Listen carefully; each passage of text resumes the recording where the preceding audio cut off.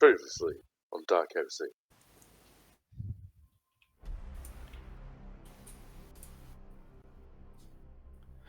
The last few days on the world of Desilium have been quite varied for our little band of ne'er-do-wells.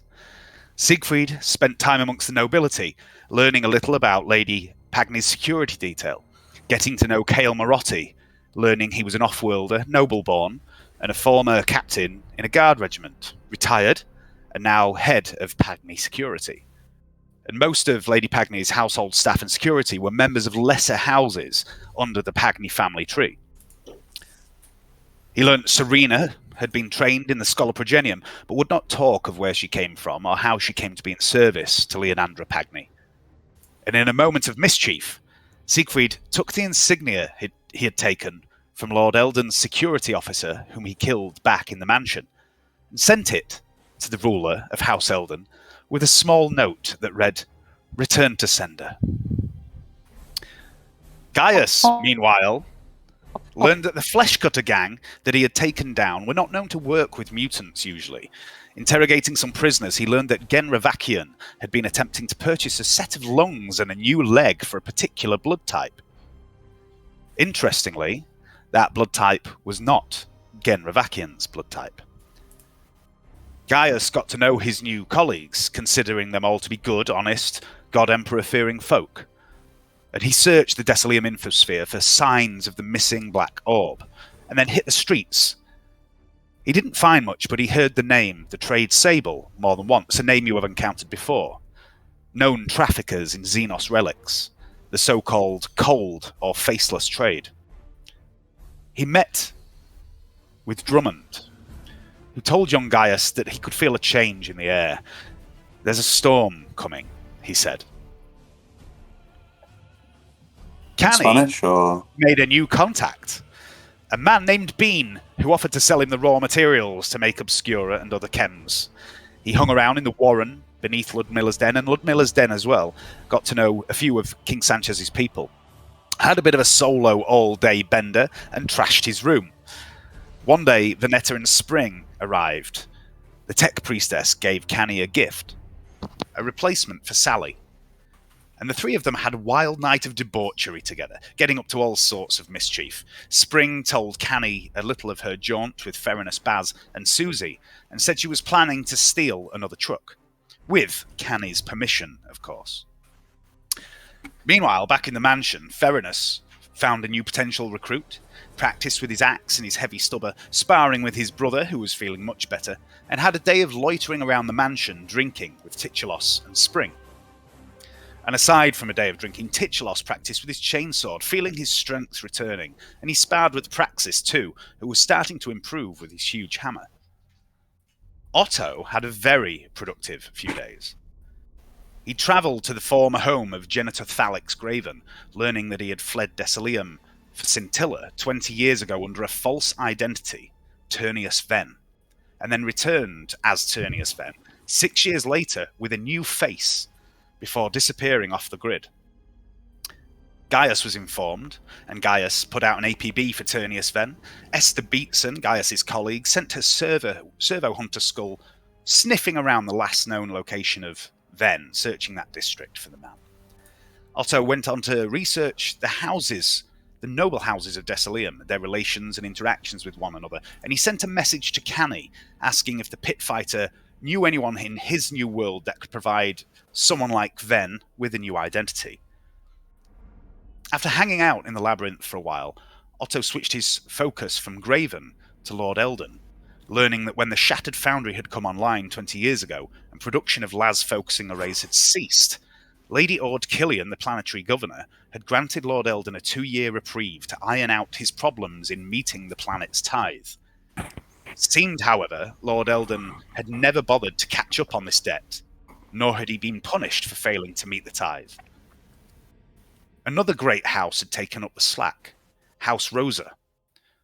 Otto looked into House Rosa and learned that they had been a minor house until around 40 years ago, before being elevated to a seat on the ruling council of the so-called Consortium. Otto gathered all he could about House Rosa and returned to the mansion, realizing it would take many days to sift through all this data without a little help. And so he asked Alyssa to help him to sift the data, and she was delighted. She'd been very bored of late. All she did was monitor for intruders and repair damage to the mansion, and there hadn't been any damage. Not since the Inquisitor left. Venetta, meanwhile, refined her algorithm further, searching the infosphere again for signs of artifacts such as the Black Sphere. She retrieved the truck stolen by Ferinus and Spring, using a teleport homer. She had an awkward moment with Susie Suzuki, and she began work on Molly Mark II, a new cleaver for Canny, attempting to make a weapon known as a lathe blade, a weapon of incredible sharpness. And she began to design a thermos flask for Otto, containing a concealed pistol.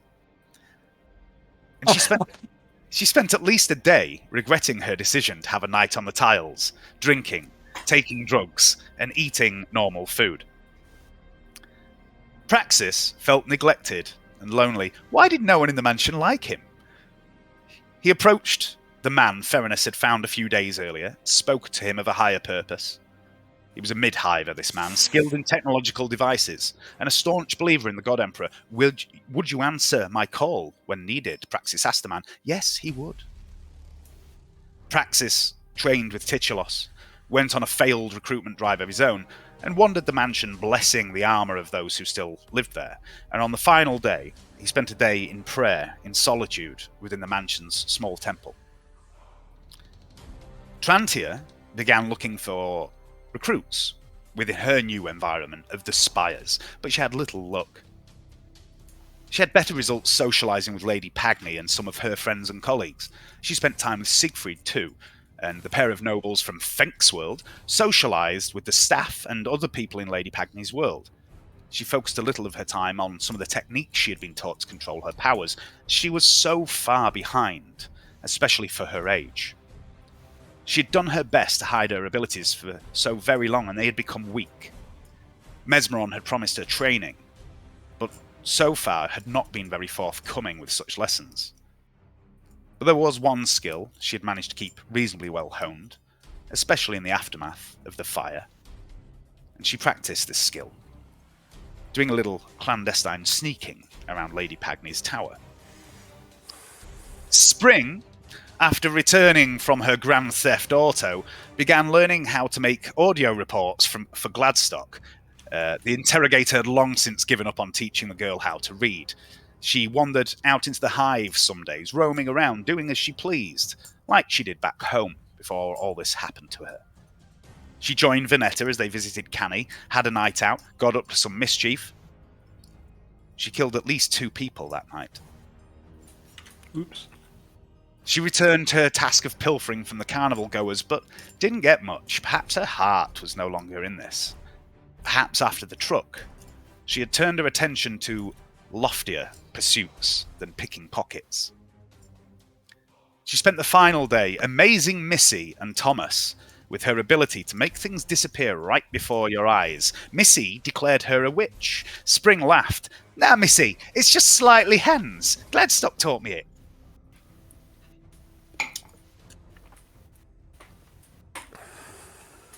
That was the end of day 10 of Power Play. Siegfried? Yeah. I would like you to make a weapon skill test at -30.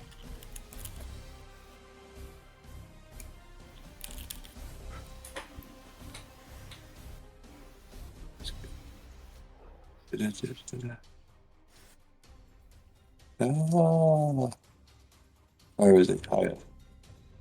Bear with me. Can you still see me, or have I shut it down? Yeah, I can still see it. Mate. So you're just Okay, fine. cool. No problem at all.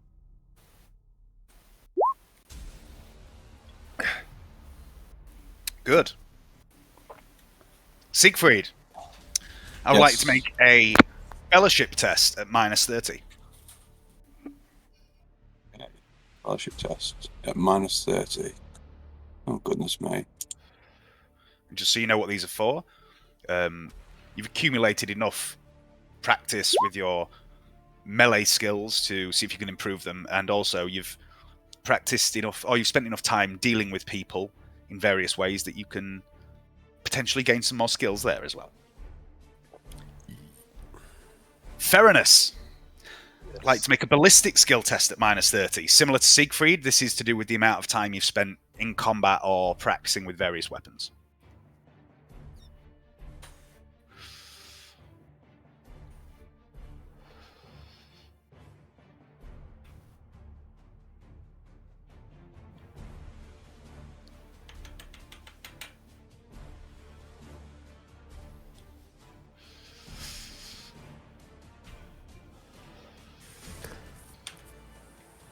No. So it's a long way down. I was clicking on the first one. Why are you doing it? You say weapon skill. Ballistic skill. In fact, a ballistic skill and a weapon skill at -30.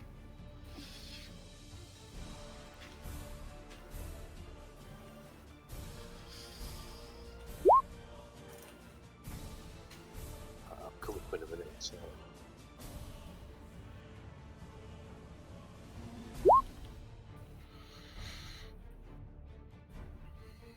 Okay.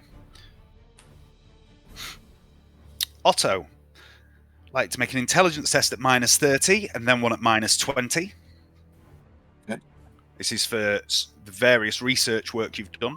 Gonna go cook some kids up. Okay, mate. So it's Otto at... Intelligence at -30 and then at -20 as well. Okay.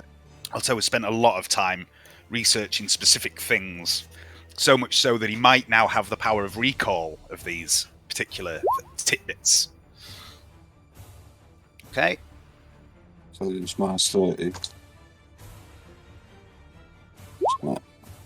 Okay. In addition, Otto has gained the skill Common Law Decilium Nobility as a basic skill, which means that when subjects relating to the nobility of Decilium come up, you can make a test at half your intelligence when out in the field without a librarian. With more work on that, eventually you'll gain it as a full skill rather than just a basic skill. Cool. Will you You've add that also- on later on, or shall I? It's already on. Cool. You've also learned a little about the Consortium.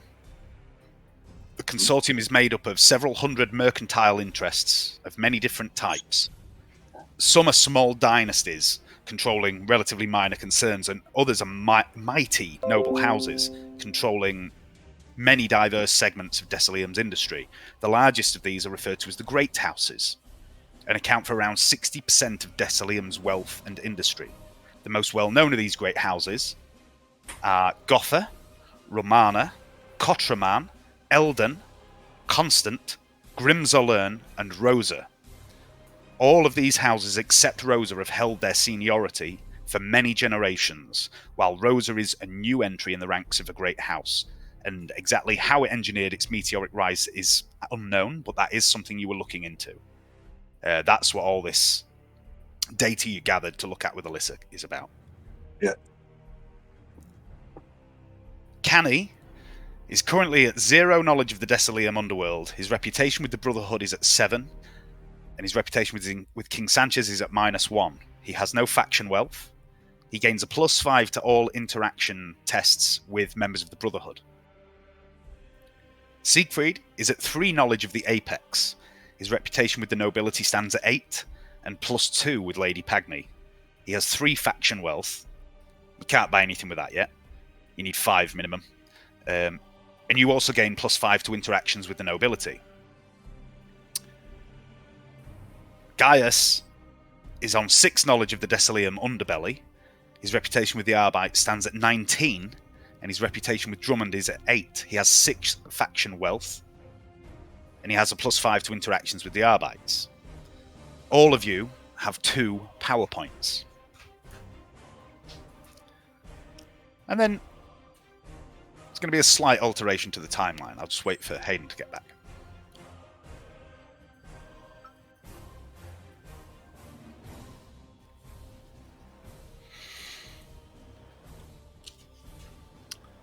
Siegfried sits in his chambers, his trigger finger itching.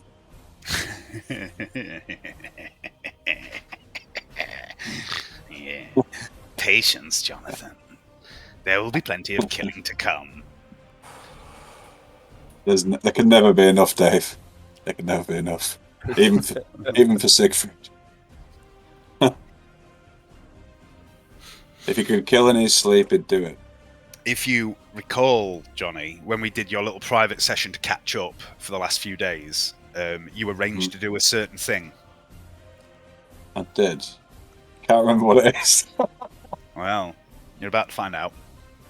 Oh, cool. I'm sure I know. You probably do know, yeah.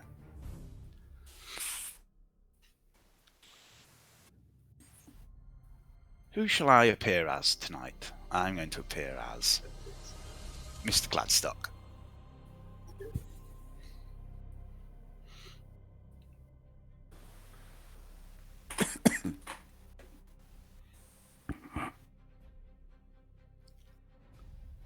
Here. Here's Hayden. Welcome back, Hayden. Okay, so I just quickly recap. I told everyone what reputation they were at and things like that while you were gone. Gaius is at 6 knowledge of the Decilium underworld. 10 is the next threshold you need to meet for something to happen. Your reputation is at 19 with the Arbites, which is by far the highest.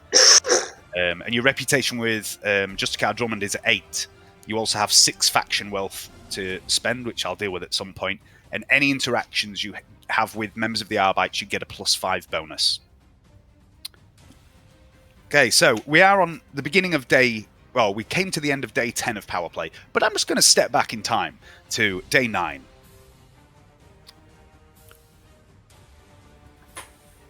Siegfried. Yes. We're supposed to be a married couple, Siegfried. We should perhaps do things that married couples do. I've spoken to Lady Pagny.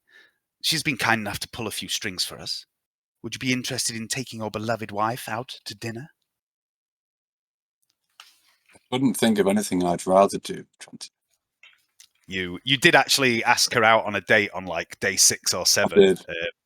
So now you're going on a date with Trantia. Oh my goodness. The shuttle takes you from Eldon Spire to a landing pad a few levels down, and around the far side of the hive. The journey doesn't take long, around 30 minutes, and from there a driver in a sleek silver ground car takes you on another 15-minute or so drive to a rather opulent district where the streets are lined with restaurants, bars, and other high-class establishments. And everywhere you look, there are fancily dressed men and women, lesser lords and ladies, no doubt, each dressed in the gaudy outfits that you realise are the latest fashions in high society here on Decilium, and each surrounded by a score of hangers-on and bodyguards and servants and the like.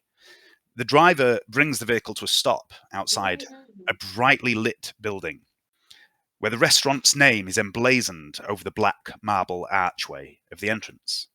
Le Charpe Elegante. Numerous windows adorn the facade of this eatery, but they are all an opaque matte black, and you are unable to see within. Obviously, the restaurant values its customers' privacy. The driver moves around the side of the car and opens the door for you, and a footman waits outside the restaurant's entrance. And you, Siegfried, with Trantia on your arm, who looks lovely, enter the restaurant, and Serena follows in your wake. And as you clamber out of this car, I'd like to make a willpower test at +20.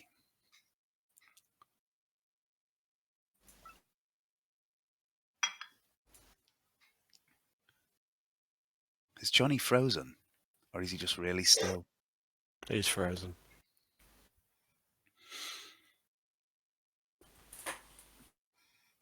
Come back to us, Johnny. Where have you gone, Jonathan? It's the pressure of going on a date with Trantia.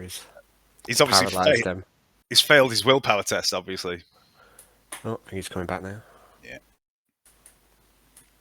Hello, sorry about that. I'm doing it on what do you call it? My laptop died. I forgot to plug it in properly. Yeah. Well. Like a It's going to be one of those nights, is it? And also, I turned the power. The plug. It was like low battery. I was like, why is the battery when I've got it?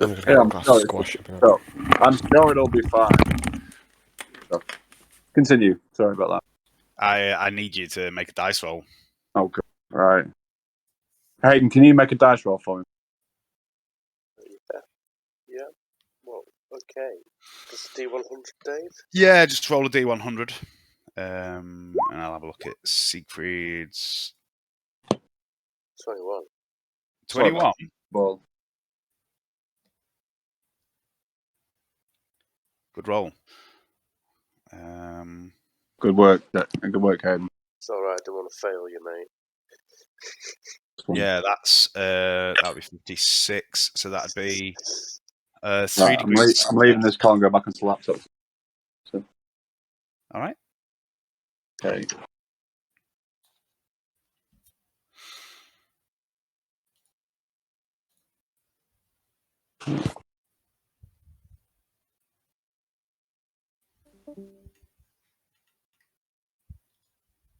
Well, bye everyone. Don't run away.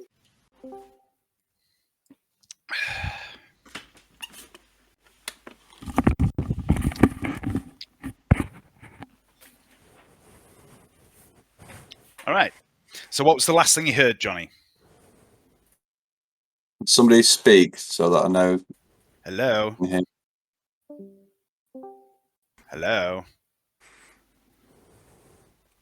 He's locked up in exactly the same position as before. That's amazing. Oh no, he's moving again. I think it's just his laptop getting up and running and struggling a bit. Can you hear me, Johnny? Yeah.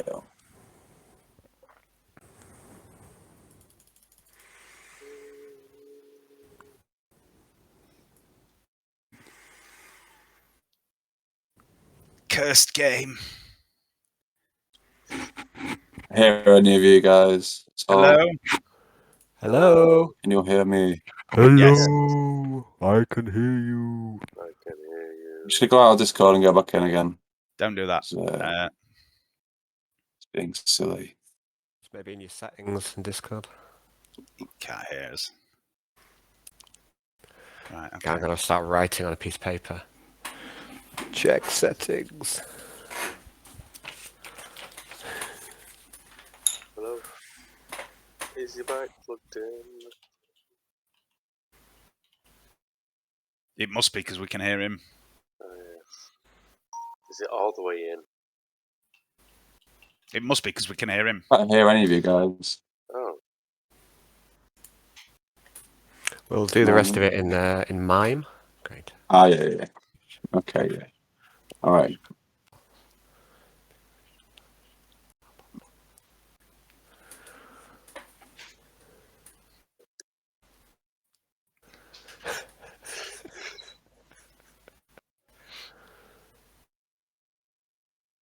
he's muted himself. You're now though. muted, Johnny. You've muted yourself. Yeah. You do it to yourself, and that's what really hurts. Hello. Hello. Hey! Hello. Hello. Can you hear Hello. us? Hello. Hello. Hello. Hello. It's very strange. I Undeafened. love Johnny's ongoing battle against Unmute. technology and the irony of being a tech priest. Oh, In my game, it's so opposite to. what the fuck? I mean, fuck's going on? You're just being silent deliberately, so. No, No. that'd be far too clever for us. We're not that clever. What the hell? This is rather embarrassing, John. I do apologise. Further. I'll go out of this and then see if I can. Send him a text. I don't know if he'll read his texts. Such a.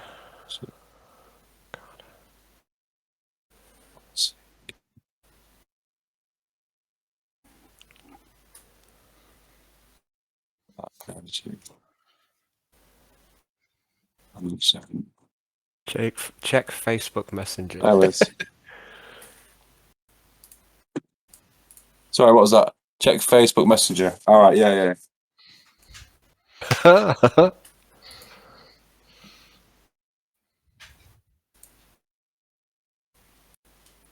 Right. Hello. Oh yeah, that's it. I'm putting it back in. So I've done that, and then I'll go back to Hello, settings. hello. Put some video. Output volume. Let's check.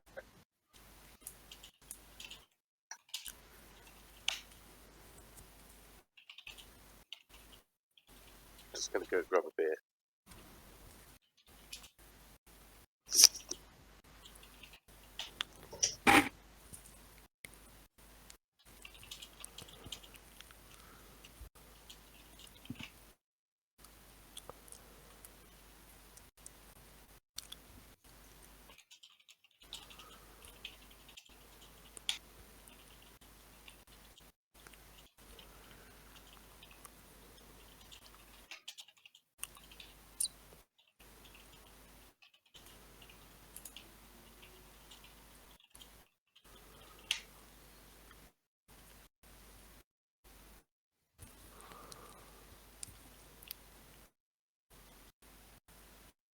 Johnny.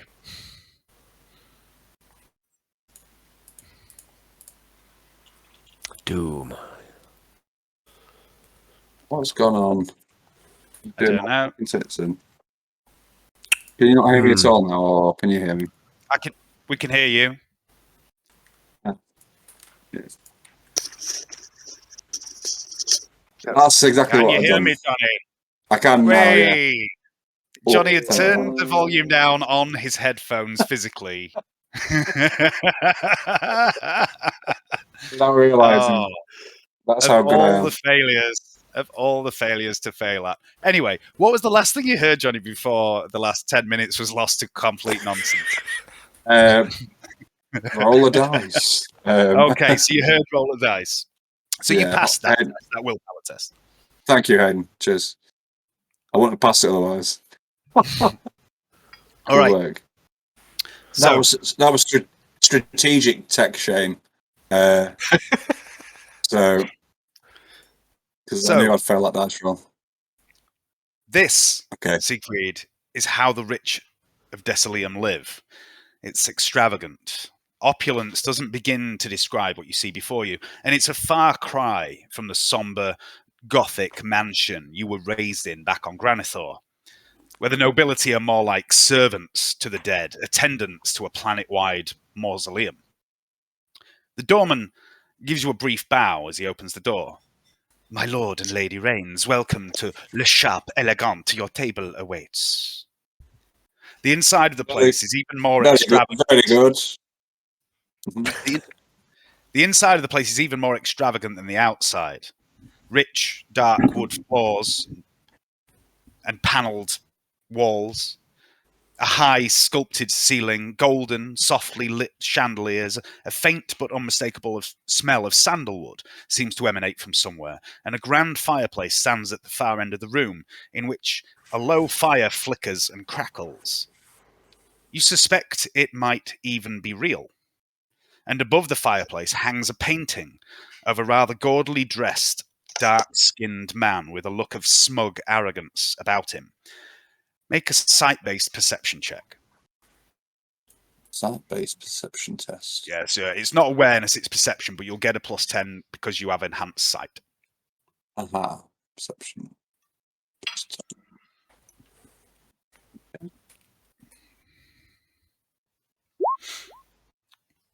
Okay. Oh, terrible. Can I use a fate point to reroll that? Sure. Yeah. Excellent. I don't like this. Johnny using fate points doesn't seem natural. It doesn't seem it's right. like the order's been upset. That's why I'm doing it. There's something familiar about this man in the painting. Perhaps it's the eyes or the curve of the brow. You can't help but feel like you've seen him before, or maybe someone who looks like him. Nicole says hi. Hi, Nicole. Hi, Nicole. Dave and Johnny say hi. Numerous tables surrounded by high-backed plush couches are dotted here and there, spaced well apart to allow diners a little privacy from one another. Numerous men and women sit in pairs and small groups, chatting politely, eating from golden plates with gem-encrusted cutlery. And you are led to a table. Serena peels off from you, heading to a waiting area where you see other ladies and gentlemen in waiting and attendants waiting for their masters and mistresses to finish dining. And you are seated. Drinks are brought, fine wines and amasec. The menu is read to you by a waiter. A selection of starters, pan-roasted scythe magpie, river mustard and thyme jelly, rasher soup. A shiver runs down your spine. Trantia seems to notice, and she peers at you curiously. Everything all right, husband? Yes, just that last item on the menu, the rasher soup. It triggered something in me. I'm not sure what. Very strange. Yes, indeed. I'll not go for the aforementioned dish. I shall go for the what was that? Scythe magpie. That sounds Pan-roasted exquisite. scythe magpie. Did the guy correct me? Yes. Can I backhand him? I mean, if you really want to, you can. Yeah. Just I'm gonna take off one of my gloves and be like, yeah, correct me. He looks a little shocked. And then put the glove. If you will. Yep. That would be marvelous. And wife, what would you care for this evening? I'll have the same, husband. As he walks away, I'm just going to go, forgive me for that, Trantia. I'm just not used to being corrected by the lower classes. It vexes me. It was quite masterful, dear. Well, thank you. And would you care for something to drink? You already have a bottle of wine and a bottle of amasec on the table. Very, very good quality wine and amasec. Excellent. Does somebody pour it for us? Or yep, it's all been poured for you. It's all been poured. Excellent. To us. Click to us, husband. The starters are brought out, and they're very good. And you and Trantia sit and chat. Is there anything specific you'd like to chat to her about, or would you just like to make some interaction rolls? Your choice. I'll make some interaction rolls. I mean, I was going to say it's been a long time since I killed anyone. Trantia, it's starting to upset me a little. Hold me. Well, I'm sure she doesn't seem fazed by you saying this either. She says, well, I'm sure that sooner or later something will come up.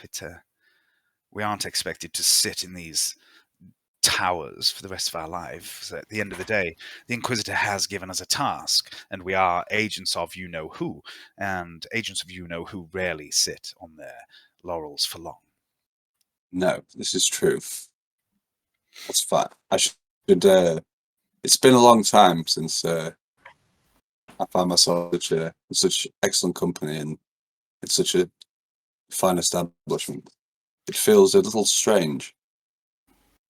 The same. It has been almost 5 years since I was last in a place like this. Too long. Indeed. Much too long. But here we are now. Maybe we should make the most of it. I believe you're right. We should. I know I'm going to take my glass and just nod to her and drink some more. Okay, I would like you to make a fellowship test or a charm test or any social test that you think would apply here. And you will get a plus 20 for your dealings with Trantia. Okay, I'll try fellowship because that comment about not having killed anybody is probably not very good. She didn't seem fazed by it. Okay. After the start, as the main courses come out. This is more uncomfortable than sort of being under heavy fire from the enemy, Dave, I must admit. You think this is uncomfortable. The main courses come out. And again, the food is delightful. The flavors are delicately balanced. And you and Trantia sit and chat. Is there anything else you'd like to specifically talk to Trantia about? Or would you just like to make some rolls? I'm going to ask her what she's discovered in her dealings with Lady Pagny's house and with the nobility in general. Okay, so you chat to her about this for some time. Let me just make a note of that. You discover that a lot of what she's learned is the same as what you've learned. She has spent a lot of time with you and Lady Pagny. She does bring up the subject of Serena. And she says, the one thing that does puzzle me, husband, is this girl, Serena. She claims to come from the Scholar Progenium, does she not? She does, my dear. Do you believe her? Well, the academy I attended, Siegfried, I believed it was also a part of the Scholar Progenium, and I was raised and trained there from the age of 5. I remember very little about my parents. I always supposed they were Imperial heroes who had died in service, because that's what the Scholar Progenium is all about. But tell me, Siegfried, what do you know about... And she looks around the restaurant, and then, in a low voice, says, people like me. I know that they're not to be trifled with. Little more. That they can be very dangerous, but also very useful. People like Which me. are you? Little of column A, little of column B. You've seen what I can do and what I cannot control. People Many like things that me. we cannot control. My dear. Yeah. Indeed, there are, Siegfried, but not all of them are ripped from another dimension and try to kill everybody. It's very true, but would you not say that it provided us with some sport? That's certainly one way of looking at it. Of course, it felt a little Everything. to me. Everything's a little sport, isn't it? Is it not? She just smiles as you say that. People like me, Siegfried, people who are found by the black ships, are taken to Terra, where they are either used up or sanctioned, branded, and put into service. That was not what happened to me. I was taken to the academy on Valon Ur, the Scholar Progenium, and they taught me things there, Siegfried, dark things. They were not training me to be a servant of the God Emperor. They were turning me, us, into weapons. I was 16 when the Inquisition came and shut it down aggressively. Most of my brothers and sisters were killed in the attack, and some of us escaped. It took me many years to pluck up the courage to leave Valon Ur, hiding in the dark, dangerous hives, and when I finally found a way off-world, I ended up on Scintilla, and my training, amongst other things, taught me how to fit in, to behave in certain ways, in certain social circles, and I set myself up as a young noblewoman, and in time I married and lived a normal life. Until the fire. The point I'm trying to make, Siegfried. When Antonia brought me to her home, she did what she always does. She delved into my mind. Or rather, she tried. She couldn't get in. I could not explain why. She questioned me for hours, and I told her everything she wished to know. I had no desire to hide myself from her. And after telling her everything I knew, she said she believed me, and I told her of the Scholar Progenium, everything. And she told me what the Scholar Progenium is, and how it trains young orphans as servants of him on Terra. And she said to me, Trantia, the Scholar Progenium does not train psychers. But she was not accusing me of lying.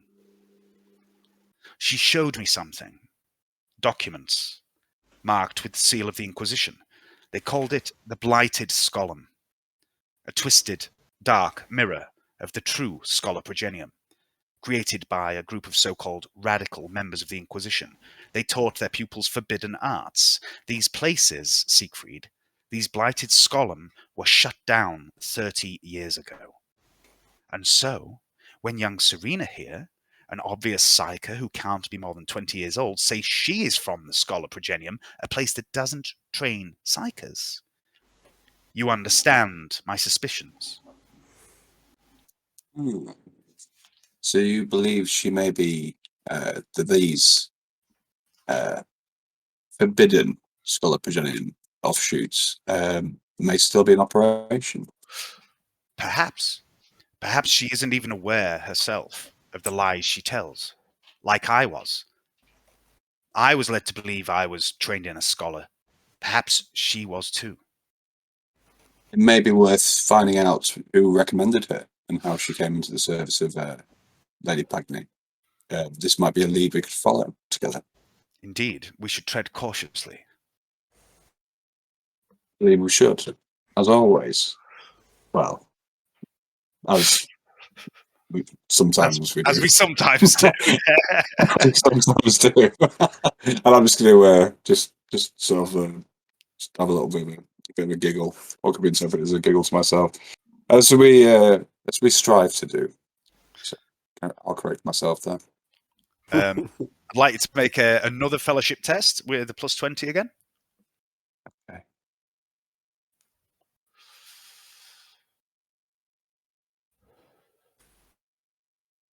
I did it. Should we just kill everybody here and be done with this?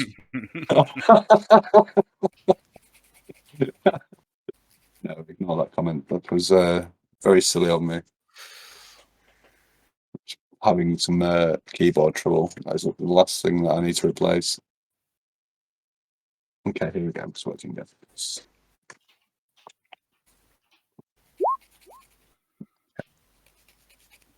Failure with 3 degrees. I'm doing terribly on this date.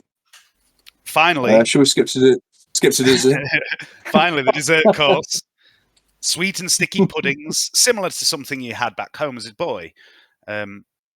Make a willpower test at plus 20.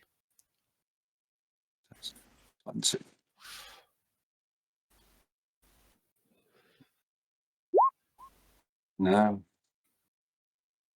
I really let myself go and sort of go, that was fantastic. And then You and Trantia sit and chat. Is there anything specific you'd like to say to her, or would you like to just make some rolls? I'd like to make some rolls because it's just it's really awkward. Okay. Give me 2 fellowship tests at plus 20, please. Okay.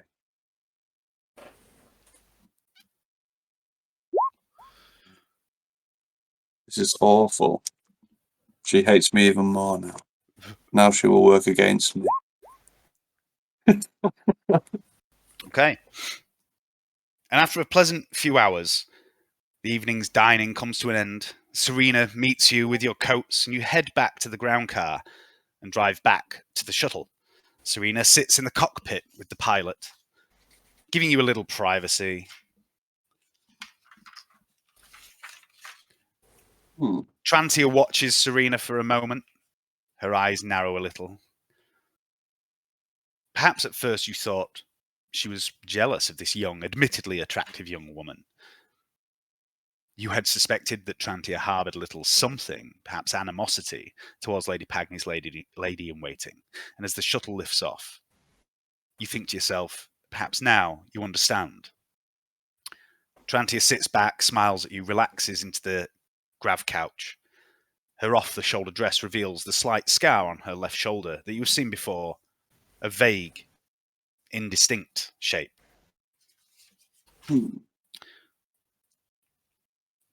Tell me, my dear. Tell me about that scar, and I'll tell you about some of mine. And she tells you a little of the scar, how she got it in the battle to escape the Blighted Scolum, how it was a shrapnel wound from an explosive that was dug out. Make a intelligence test I think it's a really badly done cover-up of a Kelsey tattoo, personally. But plus 20, yeah. No, just straight intelligence. Straight intelligence. Yeah. Okay. It does look like it could be a shrapnel scar. And you head back to Spire Pagny. You enter your suite. There's a central room with two large bedrooms, one off each side. And Trantia gives you a little peck on the cheek and says, "Good night, Siegfried. Thank you for a lovely night." And she leaves and heads off to her room. I'll give her a gracious bow, and you have my thanks also. Sleep well. Well, All right. Thank God that's over. It was so awkward.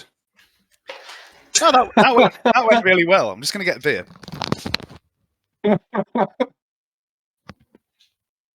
So rusty. Wasn't meant to be.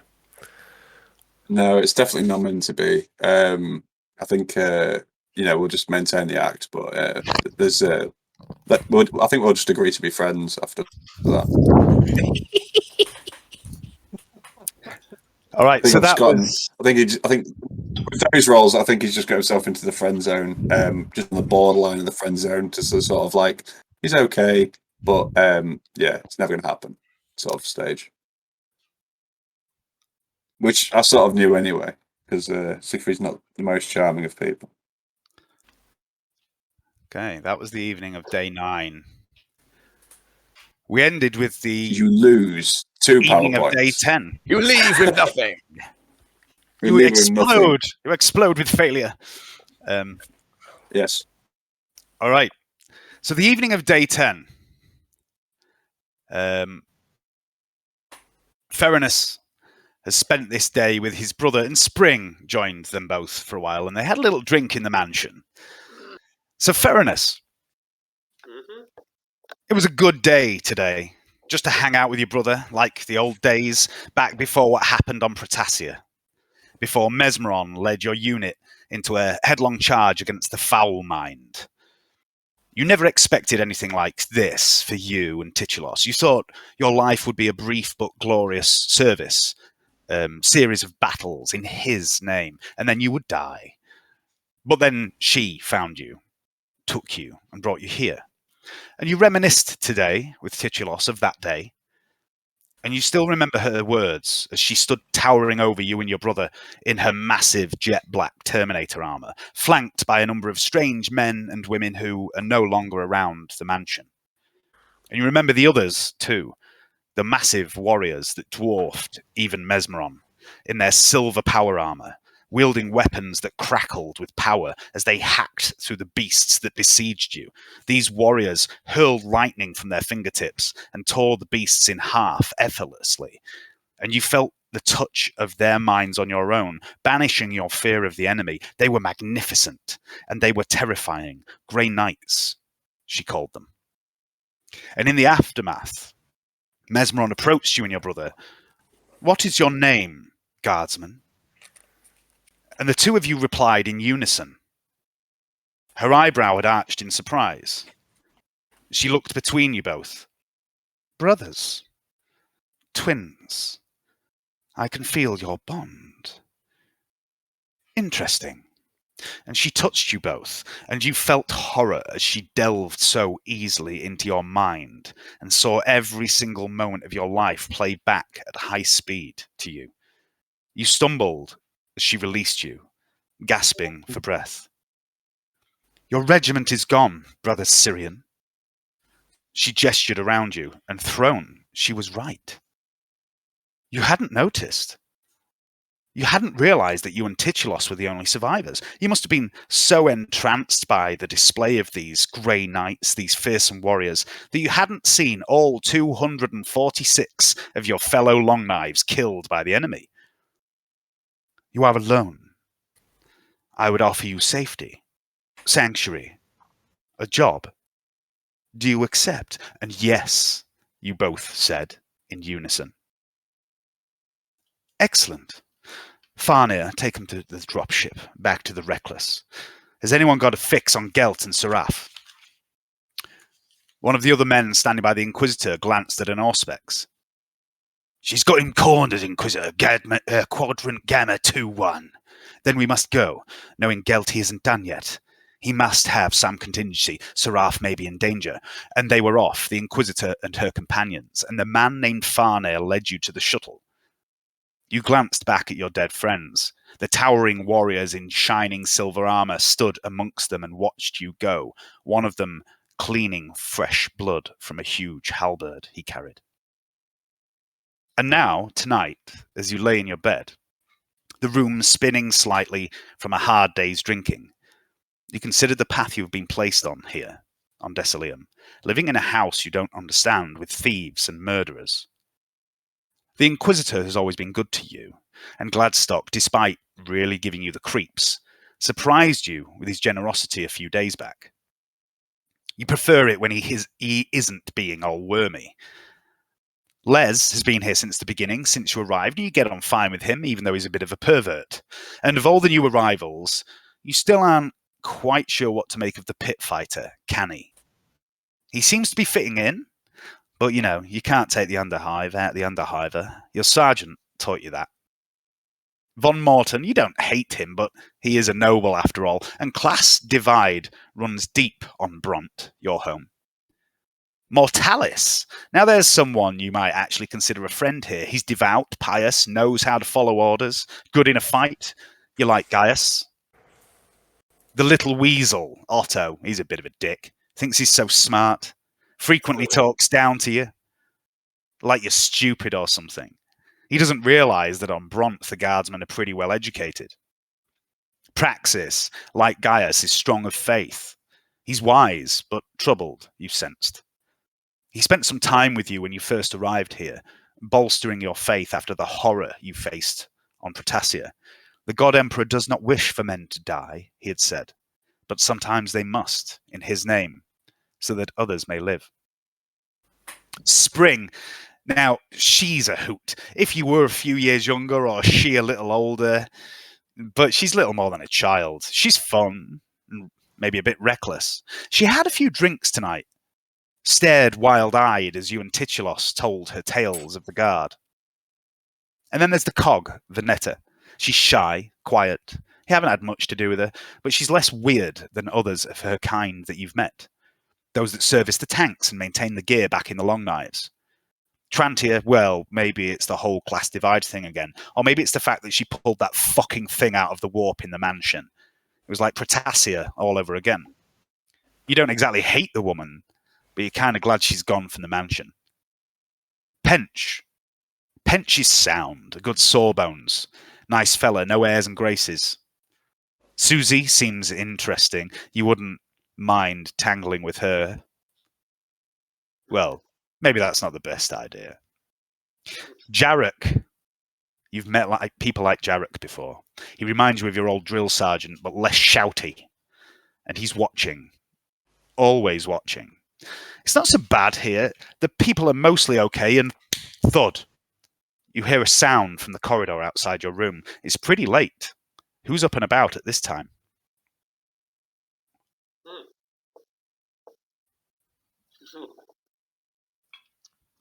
Fairness, I'll finish this mouthful. I was contemplating this stuff. Free sausage. But, go check out the door. Just Okay. grabbing. Okay, so you peer out of the door and you look one way down the corridor where all your rooms are, and you see Spring is also peering out of the room that she has, looking towards you. And she points down the corridor. And you turn your head and you see Praxis walking down the corridor away from you. And he moves strangely with an odd, shuffling gait. He looks a little unsteady on his feet. And Spring whispers to you, "What's that old fart doing? Has he been on the sauce?" Okay. I'll go check Spring. I'll get on the door and walk up to Praxis, tapping him on the shoulder. He suddenly stops, turns and looks straight at you, and he looks very confused. He says, "Fairness, how did I get here?" It looks like he's walking to me, boss. I recall going to bed, and What are you banging about at? I'm not sure. Fairness, why am I here? That's a spiritual question. I think you. No. I mean here in this corridor.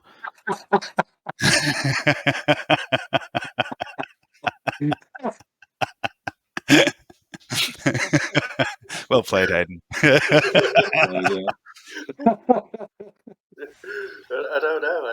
Have you just woken up then? As you were moving? I woke up when you tapped me. Well, that's very strange. Have you had any incidents sleepwalking beforehand? Not that I recall, no. Alyssa, Hello, Fairness. did you see what happened to Praxis by any chance, please, Alyssa? Would that be alright? Yes, Praxis left his room downstairs 10 minutes ago, came up through this corridor, and stood in the corridor for 5 minutes and 32 seconds, and then turned and began to walk away. He bumped into a wall, and then you tapped him on the shoulder. Ah.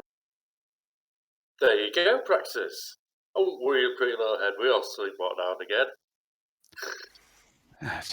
Perhaps I should go see Dr. Pench. This is a little troubling.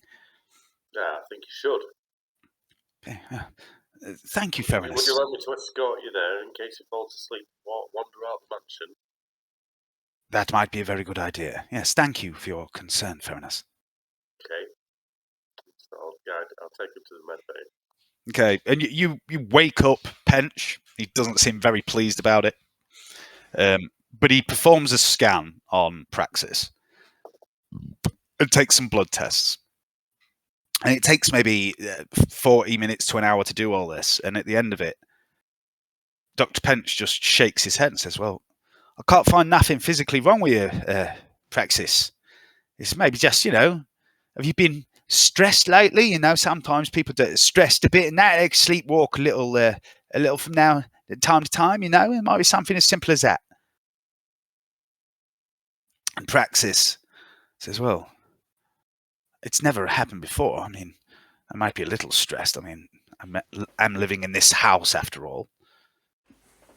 Dr. Pench says, "If I was you, I'd take a couple of days of rest. Maybe, don't do no praying, don't do no work. Just chill out. Maybe read a book. Stay off the alcohol. Get Missy to make you something nice and healthy. Keep coming back if you want. I'll keep an eye on you. But yeah, I can't see nothing wrong." You see, sleepwalking, nothing to worry about, Praxis. Okay. Been possessed. And you go back to bed. Day 11. Power play. First of all, today, ping, ping, ping. Your credit chits are updated with this month's pay. Gaius, you gain 105 thrones. Spend it all at once. Canny, you gain 156 thrones. 156. It's hard to survive on an hour's wage. Canny's wage is random. It can be quite good. It can be quite shit. This is basically money you've earned in the last few days while you've been with fucking King Sanchez. Siegfried, you receive your stipend from Lady Mesmon's account to allow you to proceed to live a life in accordance with that of the nobility. You receive 700 thrones. Wow. That's pretty good. I'm pleased. Fairness receives the average wage for a guardsman of his rank. He gets 65 thrones. Oh, yes. Had nothing. Now he's got 60. Titulos gets 60 thrones. Otto, you receive your wage in accordance with your new job, your fake new job in the administratum of 130 thrones. It's to be in admin. Vernetta, you receive a little stipend from Mesmeron that allows you to pay for the various bits and pieces that you need as part of your work. 195 thrones. You are also still ill from your night of debauchery, and you are at -10 to all stats. You got like 8 from Canny. Praxis, I love Trantier, that. Why'd you have to be like that, Hen? Spring all get paid. What's up? I just can't help myself. I haven't really got much. You cannot. No. What? Sorry. Well, Okay. I can't say that because I'm still laughing. Except stop giggling and then say it. Okay. So, Gaius, Yes. it's day 11 of Power Play. Oh, What would you like to do? 3 options: personal improvement, traveling elsewhere to do random shit, or Power Play activities. I'm gonna get dressed in my normal stuff with my arbeit time at work, go back to the mountain and shoot Praxis. You cannot do that because that would summon the meta chicken. I wasn't kidding. I would like to do some investigation level. You doing Power Play stuff, are you? Or I'll do some power play. I can't think of what else to go do with Gaius at the moment. No, it's going to go to the Arbeits bar and have a drink. There's one. okay, so you're socially interacting. I'm going to socially interact, yes. I'm quite open to power play. All right.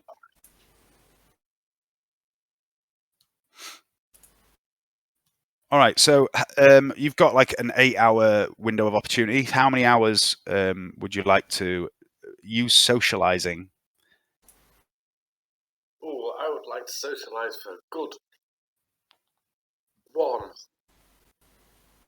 No, good 1. Good 4 hours. 12 hour. Okay.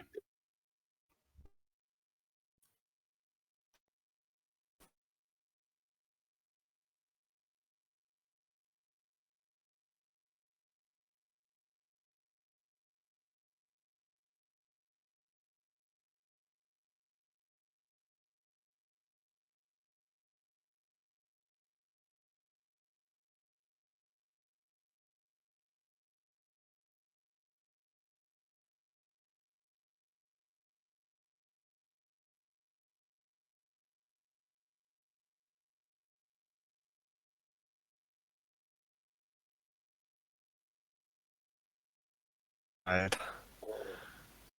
Our watch is back. Dave's back. I mean, we just lost you both there for a second. You and the Watcher. Yeah, I don't know what happened there. It's come back on. Is the Watcher still recording? Yeah. I think Good. upsets the machine spirit. It's something. When we mentioned that it's playing up, but we shouldn't. Make a tech use test Okay. at +20. Go to the bar. Johnny, make a tech use test at -30. You have tech use of 10.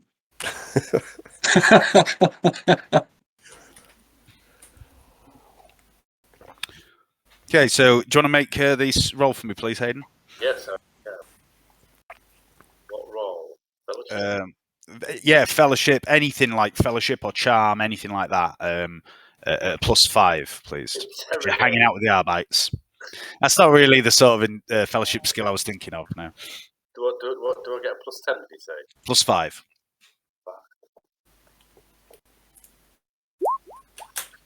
Okay. Suffer a slash. And could you make 3 more, please, Gaius? Yeah.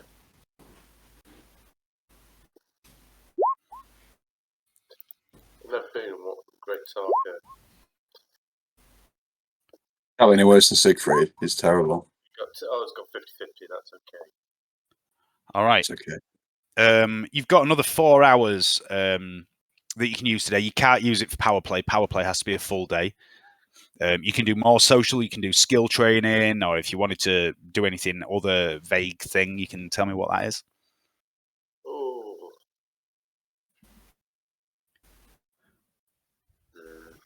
I'd like to go and execute some prisoners. You can't Morale just boost. execute prisoners willy-nilly. There has to be prisoners worthy of executing. The execution room. Go on the gun. The only prisoners that the thrusters. the only prisoners that there are at the minute are Gen Ravakian and a couple of the cultists that were captured that are still being interrogated. Oh, could have go and interrogate him. You know how mine. You can if you want, but it won't count as power play. All right, I'll do some skill training. What do you want to do? Whip my back 4 hours. Okay. Wow. So you've gone and got pissed, and then you flagellated for a bit. Make Sorry, we can all relate to it at some point in our lives. Make a weapon skill test and then a toughness test, please. Great weapon skill. Yep. We're going to re-roll that.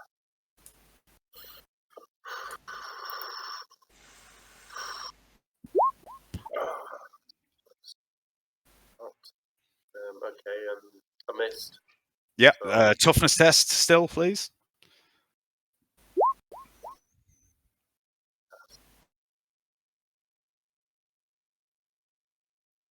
Okay. Cool. So that's your day 11. No, that's interesting. Canny, Wow. what would you like to do with day 11? Okay. I would like to make Obscura during the day. Okay, have you got anything to make Obscura with? No, I need to go speak to Beans, please. Mm-hmm. It's singular, Bean. Oh, we just lost Alan. Too many beans. Sorry, guys. I shut down the. Beans. Shut down my browser. Shut down my beans. Shut down your beans. All right. So It happens to the best of us. you meet Bean properly for the first time. You have met him briefly. And hey, Canny, it's good to see you, man. He's a little bit like that. You be like that. You be like that. And it turns out So it's good. it's a bit like that. It turns out Bean is. That's exactly how it's going to be. Oh, where have I put that?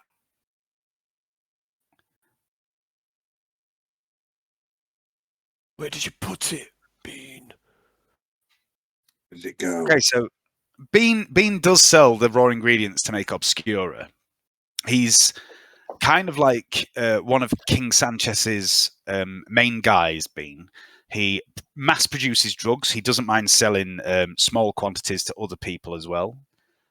Whether he's got permission for this or not, you don't really know. But he definitely does that. He also runs a kind of armory for King Sanchez's men. And it's in this big room that you met a lot of Sanchez's men that's directly below Ludmilla's Den, the club. And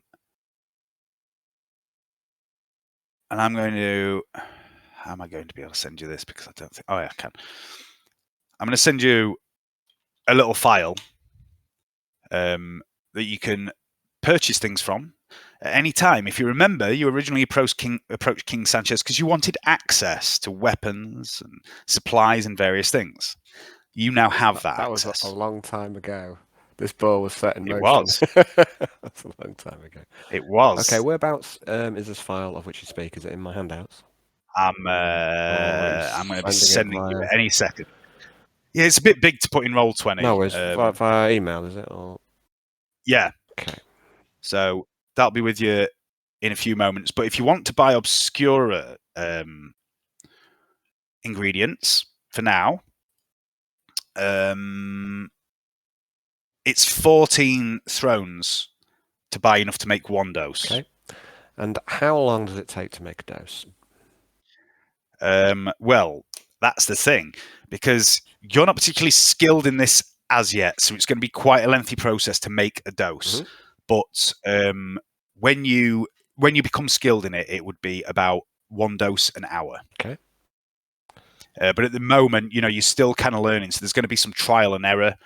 You're probably going to fuck up some before you actually knock out a good few batches. Oh, yeah, I'm sure. I mean, you probably can make some, you know how to make it, but some of it might not be that good. The only way to really know is to test every single. It's like you read my mind, Jonathan. It's true. I'm going to. I'll buy. I don't know. I'll buy 10 doses for now of raw materials. Yeah, so that's 140 thrones. And I've sent you that email. That would only take, that wouldn't take long at all for you to do. So you've still got a full day of power play or whatever you want to do. I'm going to spend the day trying to convert this raw material into Obscura. Okay. And then in the evening, I'm going to smoke what I've made. All right. I would like you to make. Let me just check your character sheet or something. No, show me the character sheets. There we go.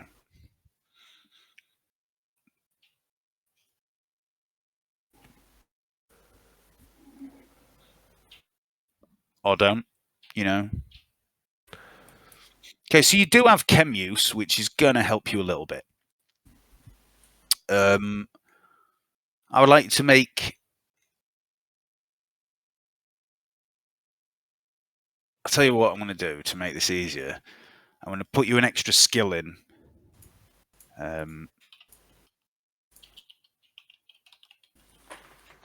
Just to make it easier to roll for you.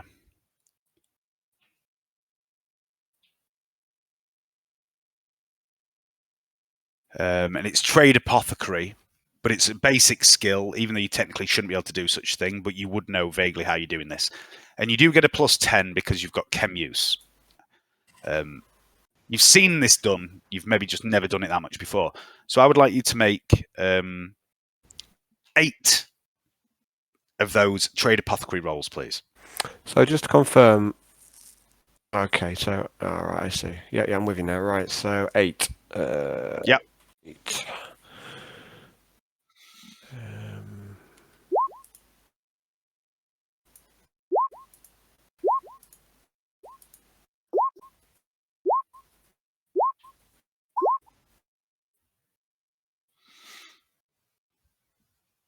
That's not bad. There are 3 doses that you've made today. You've used all 10 of your doses worth of materials. But you've made 3 that you're fairly confident look and smell and feel like Obscura. Some of the others have dubious quality about them. There's a couple you think, they might be all right, they might not be the best. But there's definitely one batch that you really think is a bad idea to smoke. Okay. Right, so I'll flush the bad batch down the toilet. So we've got 3 good doses. Yeah. And was it 4? We got 8 rolls, so 4. Yeah. Duff doses. 4 that are a bit duff, 3 that are pretty good, and 1 that's it's probably not gonna. It's either gonna do nothing or maybe fuck you up a bit. Yeah, I'll flush that one down the toilet, and then I'll smoke a couple of the good doses tonight. Okay. Make a couple of Carews tests then. First at +30. Sorry, you've got Carews. So first at +40. Second one at +30. Yeah, you're pretty proud of yourself. You've made some pretty good Obscura. And you have 8 hours progress towards learning trade apothecary. Okay. I would like you to make an intelligence test at -30.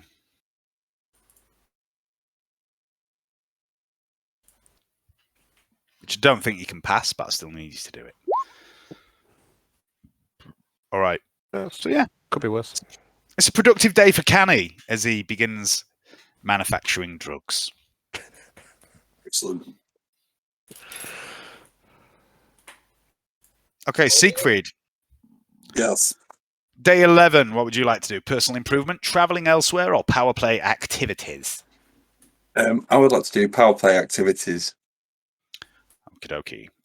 Just a second, let me just make a note of what Canny did for the day.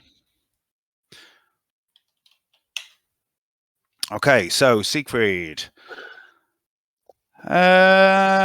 First of all, young Siegfried, Yes. you can choose between low risk or high risk. High risk today. High risk it is. All right. Wrong document. Why not? Show. What could possibly go wrong? What could possibly go wrong? That's not your page. So, high risk.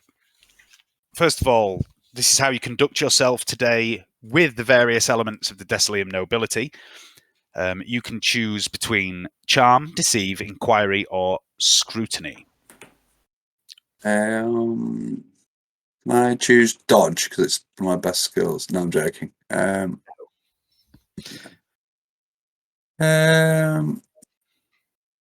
Scrutiny. Charm is terrible. I'm terrible at all of these. I'll go for charm. Okay, so I'd like you to make a charm roll. You get a +10 for your etiquette skill. You also get a +5 for your dealings with the nobility.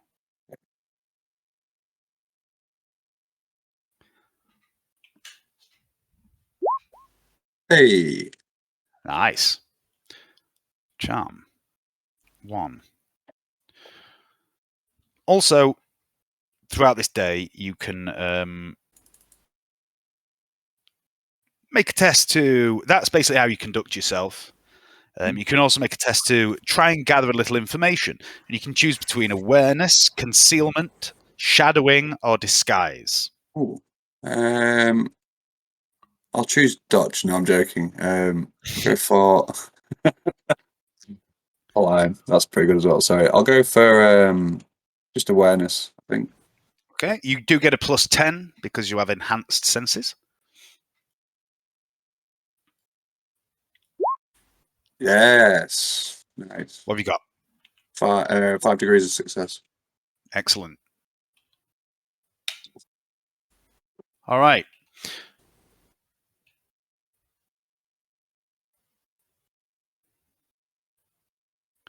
Ooh. You learn a few bits about the comings and goings of various members of the nobility, not just Lady Pagny's house, but you maybe spend some time socializing with some of Lady Pagny's peers, people from other houses, and you're starting to put things together, relationships, business, professional, and personal relationships. You're starting to get a lay of the land. Yeah, you got a feeling that it won't be long, Siegfried, before you learn something that might be of use that you can act upon. Excellent. That is good. All right, that's your day done. Excellent.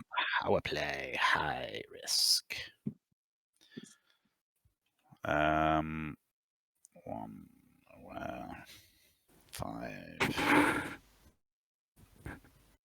All right, next up is Ferinus. All right. So Ferinus has a few little options he can pick from. He can train like anyone else can. He can socialize, he can train others, or he can recruit, which is his power play thing. Okay, he's going to Recruit. recruit. Good stuff. Okay, make an awareness test, please, for Ferinus.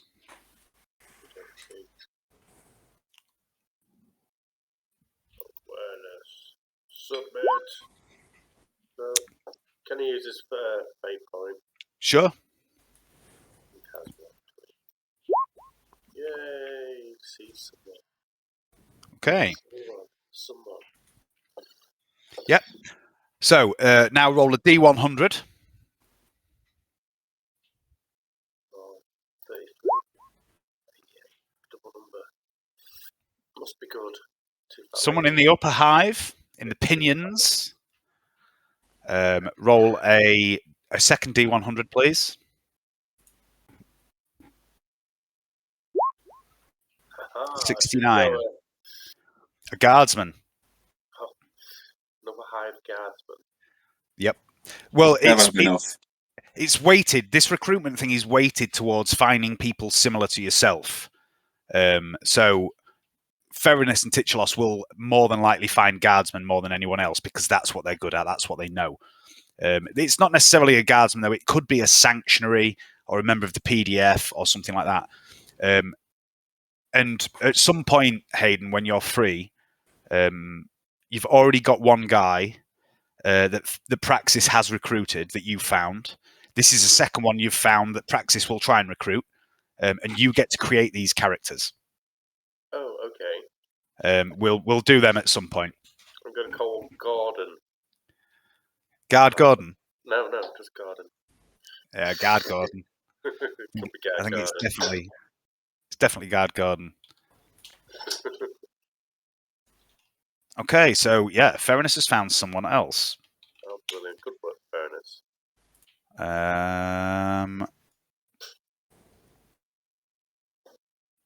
In fact, that's he's found a few. That's actually the fifth one that Ferinus has found, but Praxis has so far only recruited one. Oh, Ferinus is doing a good job. Yep. You know that's spot talent when he sees it. Ooh, just look at the thighs on my guardsman. Let's get Rhinos out to march to camp. Push a man's skull with those thighs, or hold back an entire horde of orcs somehow with these thighs. Listen, the corridor. Yes. Okay. Next up is Titulos. What would you all collectively between you? You can all decide what you want Titulos to do. Blade training. You all in agreement? Yeah, chainblade training. I'm in agreement. Yeah. All right. Let's make him the best chain swordsman in the entire universe. You're going to be calling him Khan in a few months' time. Yes, that's what we want. Well, he don't want to be tricking grenades himself anymore, does he? No, that was that wasn't his moment of glory, really, was it? That. All right. I don't know. It was pretty glorious in its own little way. His own kind of suicide bomber way. Yeah, I think we should develop some sort of armor that's explosive proof, and then just strap him with explosives and just charge him into our enemies. I think that would work quite well. All right, Otto. So Otto has a couple of things he's been working on. Obviously, you can do the same. You can skill train. You can socialize. Also, you've got the whole labyrinth thing, and you've been researching some of the stuff to do with the labyrinth. You were looking into this Thalix Graven, and then you abandoned that a bit to look into Lord Eldon. And you gathered all this data that wasn't related to Lord Eldon directly, but was loosely linked to him on this House Rosa that seems to be the house that picked up the slack when Lord Eldon stopped providing his tithe. And you brought all this data back and you asked Alyssa to help you with this. So what would you like to do today? I'd like to do some more research because that's what he loves doing. Okay. But I don't know if I've got enough knowledge yet to sort of be of any use to me in the labyrinth. So I don't know if I've got enough yet. You'll know when you have. Okay, so I'll do some more research. I want to look into House Rosa and see what it's manufacturing in relation to what basically House Eldon is no longer manufacturing. Yeah, no problem.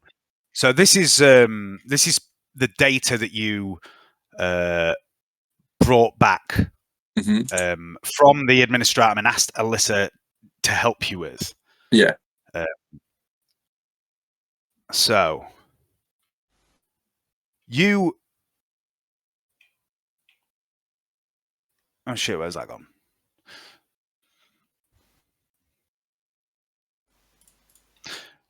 You begin looking into this information, and Alyssa is also working on this information. You can see the cogitator she's working on, and she's burning through this data so much faster than you. It's fucking ridiculous. You had reams and reams of data here, and she is tearing through it. And I would like you to make a common law administratum test with a +30 for Alyssa's assistance. Wow. It's going to be pretty good. 6.8 degrees of success. Okay, so at the end of the working day, your eyes are tired, your brain's hurting a bit because you've done a lot of reading today, and you think, God, there's so much more data. And then suddenly an auto quill in the librarium strikes up and begins scribbling away, and you watch as this parchment spools out from it. And Miss Alyssa says, Otto, I've compiled a brief summary of House Rosa for you. Thank you very much, Alyssa. That's most helpful. You're welcome. That was fun. Yes, it was fun, actually. Yeah, I love watching you work. If to have a mind half as quick as yours would, honestly, that would be the making of me. Yes, it would. So you read this. You can spend like about an hour reading this, and this is what you learn. House Rosa is led by Lord Jeffrey Rosa. Their position in a minor house on Desilium has been constant for many centuries, and most of their wealth has, historically speaking, come from the production and distribution of worm paste that feeds much of the city's inhabitants.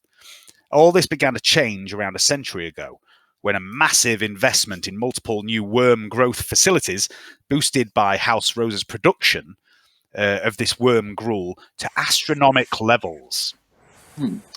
With this excess of foodstuff, House Rosa had enough to begin exporting off-world, which exponentially began to increase their wealth and the value of their house. Over the decades, they began shipping the grey gunk to a number of worlds in the sector, aided by the shipping fleet of House Constant. And this joint business venture took a new turn around 70 years ago, when one of the scions of House Rosa was wed to one from House Constant, further cementing their relationship. And this is not an uncommon practice at all. And from there, House Rosa's star continued to shine. With the newfound wealth from off-world trade, they began to expand their portfolio beyond simply producing and shipping worm paste, bidding on and securing a whole host of different production, construction, and eventually shipping contracts. Amongst these were a number of so-called consortium contracts, where other houses, both major and minor, had been unable to complete their tithe quotas. House Rosa picked up the slack, elevating them further and further in wealth and, of course, power. And it all seems above board and legal, although morality from profiting from another house's ill luck is questionable. It's not against the law. But the one thing that's odd, that stands out, is that where House Rosa got the finances to begin their expansion a century ago, the catalyst that began their rise to success, there is no record of this. And you begin to put more pieces together,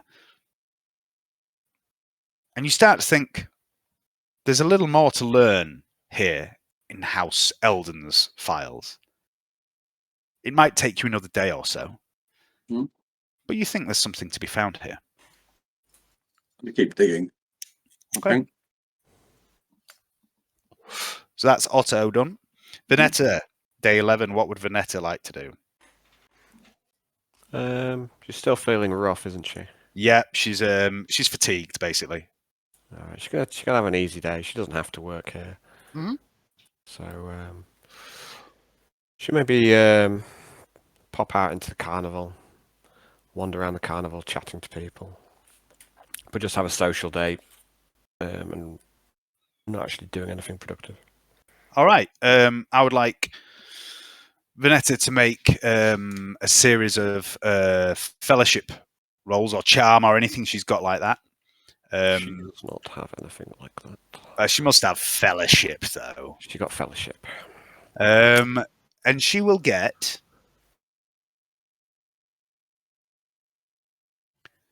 Where's the carnival? There it is. She'll get a +5 for this. She does have a little reputation in the carnival after the whole Birdman episode. So give me 8 fellowship rolls.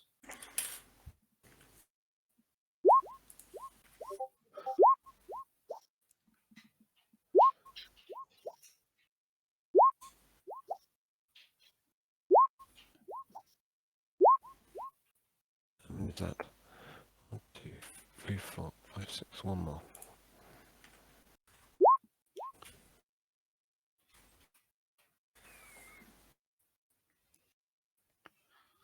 That's my head you're grabbing, wife.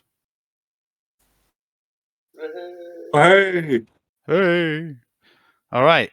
Yeah, she hangs around. She spends a bit of time with various members of the carnival. Is there anyone in particular you'd like to direct that to? You know who's there. You've met a few of them.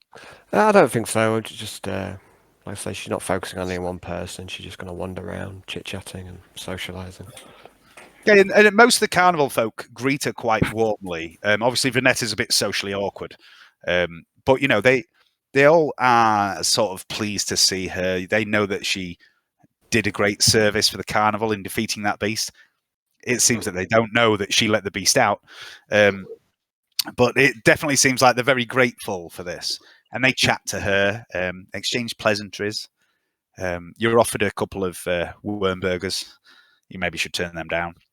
My stomach's still a bit iffy.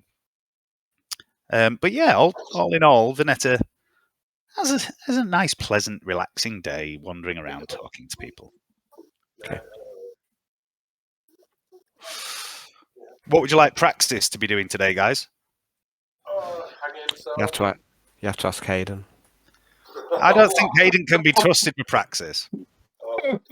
Praxis is going to practice night-night, Owen. Practice dancing on ice in a room filled with horrible corners. Unfortunately, in the mansion there is no such room. Oh, Alyssa, can you create a room for us? She could turn the holosuite into an ice rink, but it would just be a hologram of an ice rink. That's terrible. We hate Praxis so much. It's because he was inept in combat. He did nothing. He was He's useless. he's a fairly old man, to be fair. No excuse. What do you want Praxis doing? The mansion is shot on consumable fuels for its heaters.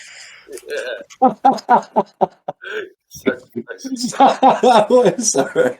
If He you should don't make want, he should make the sacrifice. if you don't want to, go down and chain himself to a bed before he sleeps at night, just so he doesn't get up and sleepwalk again. Yes. all right. So, With there's a sock in his point- mouth. a point of note: he does actually request that each evening Titulos or Ferinus lock him in his room because he's very scared of what's happened to him. Okay.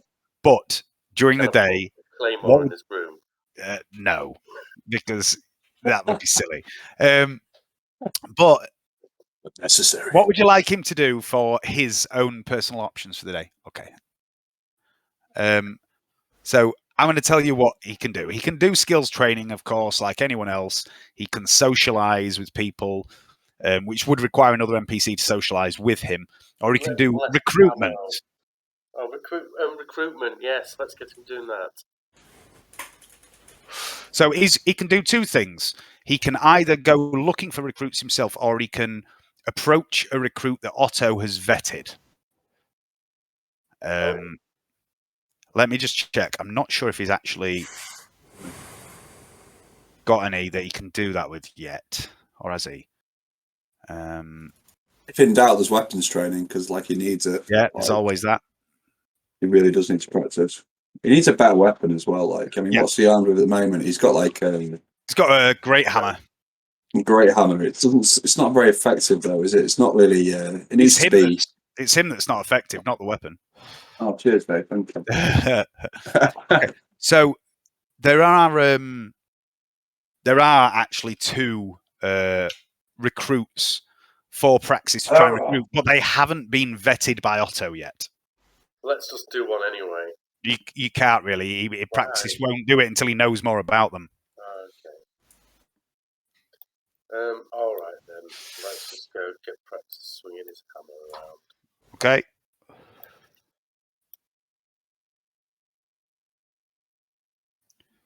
All right. After that, it's Trantier. Trantier's options, same as most people: skill training, socializing, or she can also try and recruit people from the upper hive.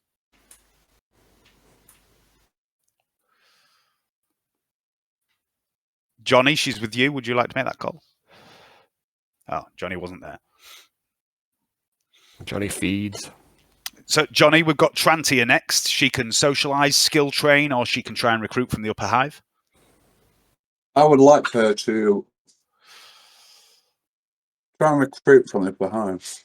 Okay. Make an awareness test, please, for Trantier. Okay. Hold on a second.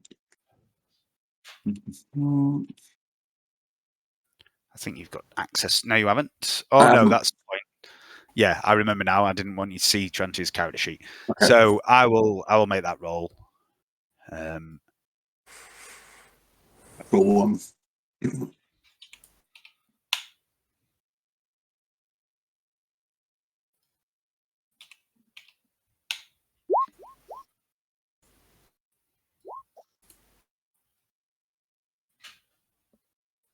Recruit. Pass. Johnny, roll a D100 for me, please.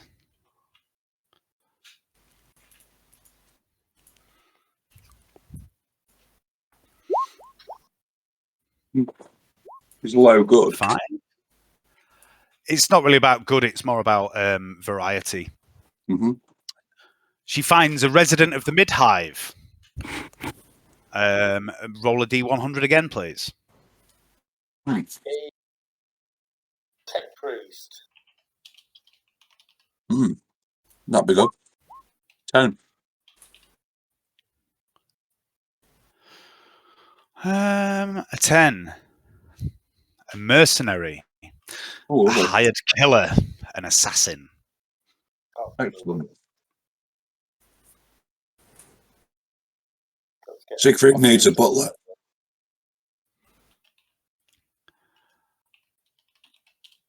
Okay.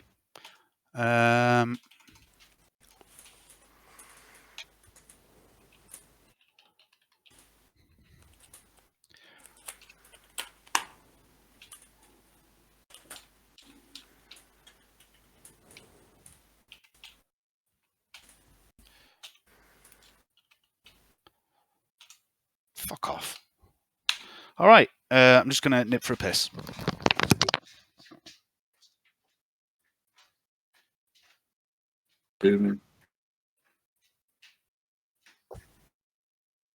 How are you all this fine Sunday? Yeah, all right, buddy. Excellent. Weekend's gone by too quickly, as usual. As always, it's almost like it's written into the script of servitude. Can't wait to get back onto my truck tomorrow and pick some pallets. Can't wait. Can't wait to get back onto my allocated shift. Yes. Can't wait to get back onto my allocated life. Life at work. It's so much fun. It's deeply satisfying. Wait, take the kids swimming. Yes. That's a bit better.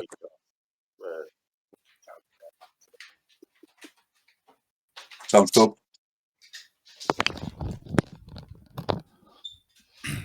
Okay, and then finally we've got Spring.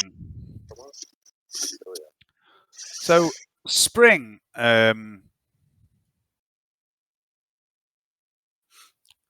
Spring can go pilfering, basically robbing the carnival or the guests of the carnival, or she can take into mind the words Gladstock said to her a few days back. You're not that good, girl. Not yet.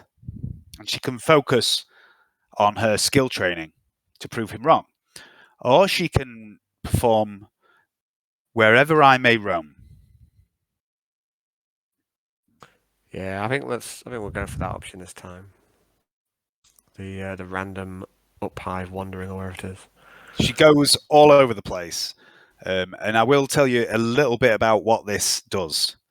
This is basically the ability for Spring to generate random crime-related missions. And these missions are optional missions for whoever wants to play them, or you can automate them, and they'll happen behind the scenes. And it's a bit like what you did before, Hayden, with Theranos.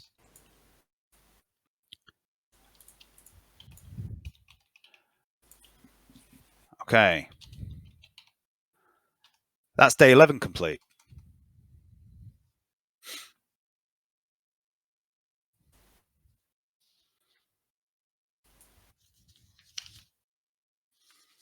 All right. On to day 12.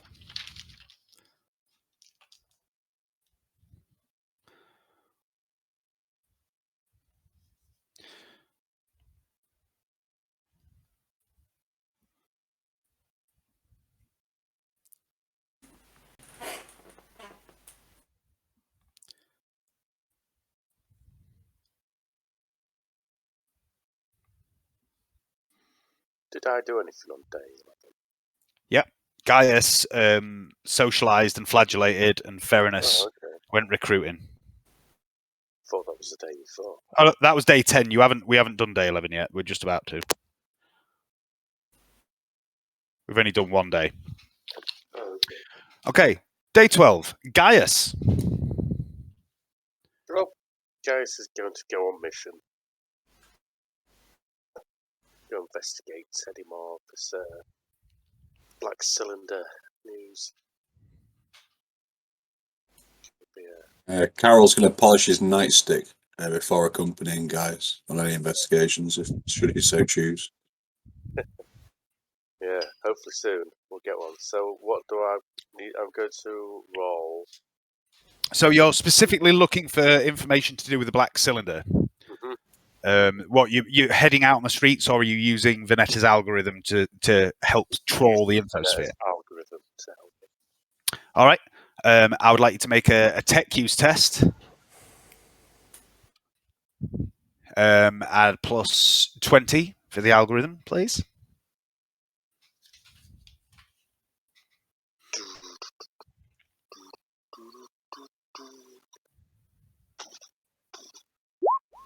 Yes. I'm at one with the machine today. Yeah.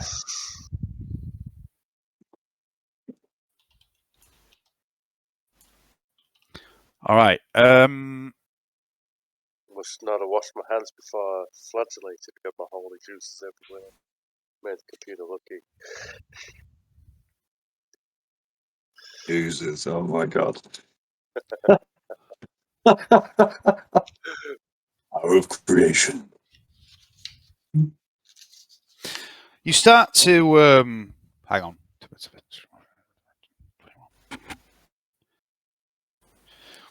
You start to troll through a lot of data, and you find within the Arbites records, and also they connect to the Sanctuary records and various other things.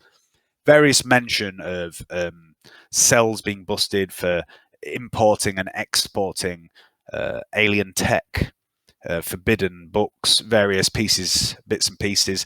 And a lot of these cases are closed down, but you realize there is still a very active trade, the so-called cold trade, is still very active on this world. You don't find anything that fits the description of the Black Cylinder, but you do start to put together a bit of an image and a picture of the organization that is behind all this. And you realize that whoever is doing all this, smuggling artifacts onto and off the world, uses a variety of different people to achieve their goals. And they use gangsters, members of the nobility, various stuff. But most of these reports are closed cases. But you do get the impression that sifting through all this information will refine the algorithm. Alyssa is working on this in the background, you realize. And the more information you find and feed into this information, the tighter the search becomes. And you feel that it's only a matter of time before you might find something worthwhile. Okay. So Okay. that's a major success, then, was it? To do a bit further power play. That was not to do with power play. That was to do with Inquisition stuff. Oh, okay. And you have adjusted the timeline. I'm just going to grab a beer. It's a little bit folder. Excellent. Oh, Hayden's racing ahead with power play stuff, like doing some kick-ass work.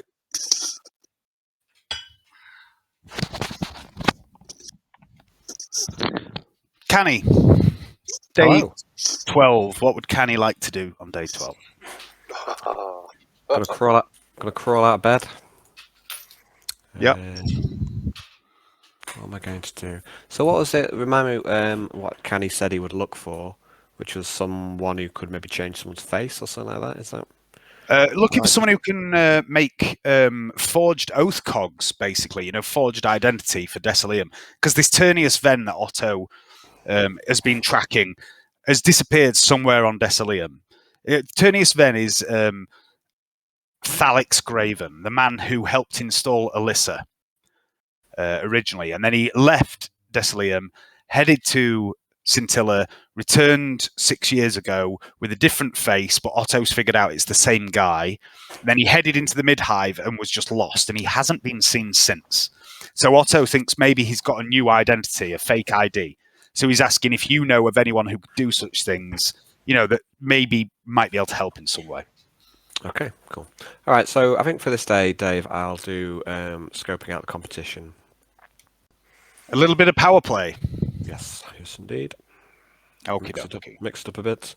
Can't spend all day in the kitchen every day. Okay. So this is a high risk. Mm-hmm.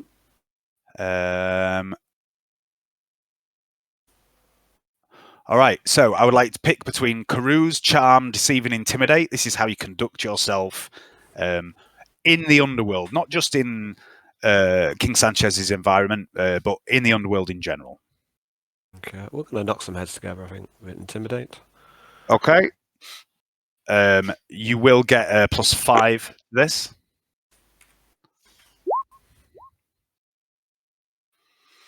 Okay, 3 degrees. Good. Success. Yeah, you spend the day basically going around making sure everyone knows that you are fucking canny. From down fucking Hive, from the carnival, and your reputation, you've already learned a little bit about this, but your reputation does precede you. And people are aware who fucking Canny is.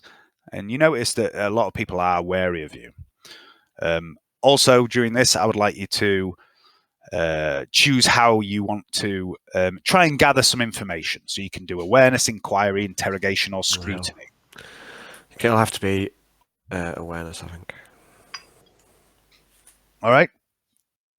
Any modifiers to this, or is it straight test? This would be a straight test, yeah. Every fucking time. I'm going to use my fate point. Oh, Christ. Can't seem to make that second roll.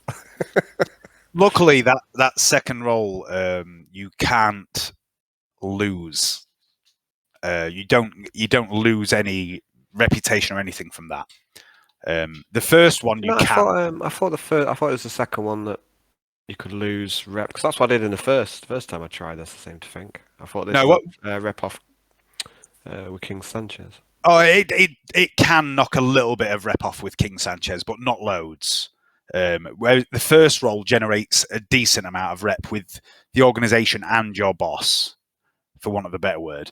The second role is more about gathering knowledge, and there is a chat. Yeah, you can lose a little bit of rep, but it's not fucking loads. Not like the first role. And it's only with Sanchez. It's not with the reputation. So you might end up pissing off Sanchez, but the organization really likes you, and that could lead to all sorts of stuff. Okay. All right. So that's you done there.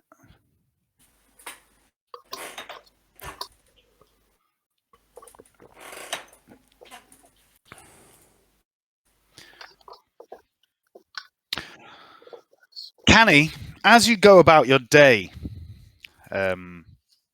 today, you bump into Diego, King Sanchez's right-hand man.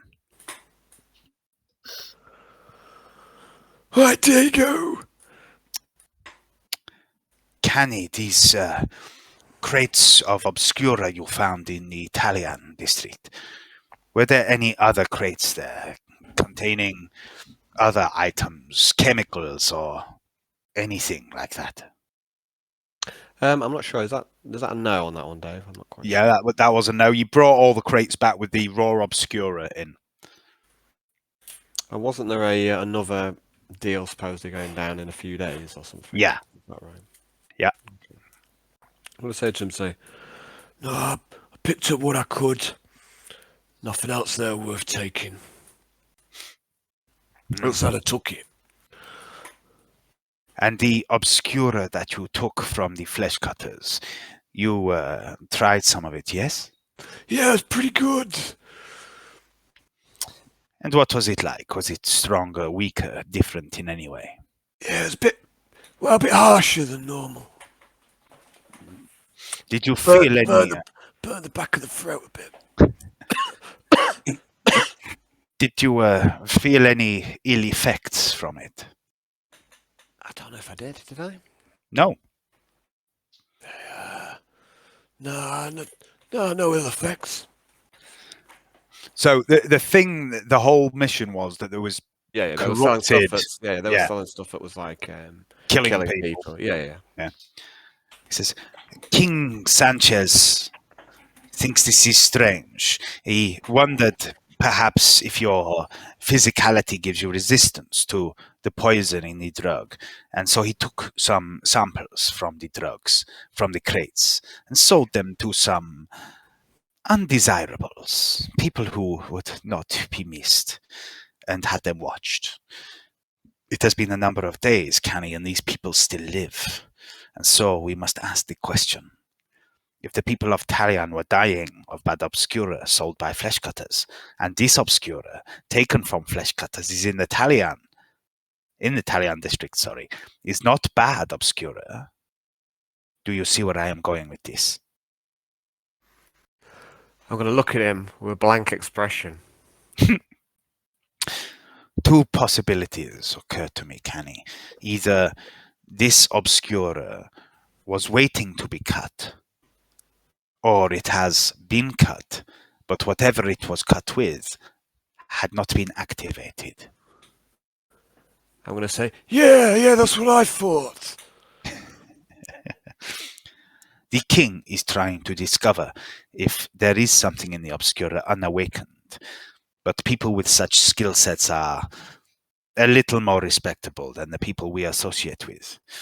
He is sending me up Hive to try and find someone he thinks might be able to help us. He wants you to spend a little time focusing on the Talion district. See if you can find anywhere the flesh cutters might have been using to cut this Obscura. Ask around. Make yourself known to the people. Earn their trust. Consider it done, Diego. Okay, so from now on, your specific power play will relate to that objective. All right. You'll be trying to learn if there was somewhere that they were cutting this drug, and what they were cutting it with, things like that. And Diego's also going to be doing a similar thing. Okay. Siegfried. Yeah. Day 12, Siegfried. Okay. What would you like to do? Here we go. Personal improvement, travel, power play. You know the score by now. Power play. Power play. Okay. Low risk or high risk? High risk. High risk. I like your style. All right. So, social engagements. Charm, deceive, inquiry, or scrutiny, please, Siegfried. I'll go for charm. Yeah, I'll go for charm. Okay, and you get a +10 for etiquette and a +5 for your reputation. Hey, What have you got? 3. My dice roll 4.8 degrees of success. Nice. And then information gathering style, awareness, concealment, shadowing, or disguise. I'll go for concealment. Yeah, do I get a plus for this one at all, or is it just straight? Oh, what the fuck? Hang on. Something's gone wrong with my sheet.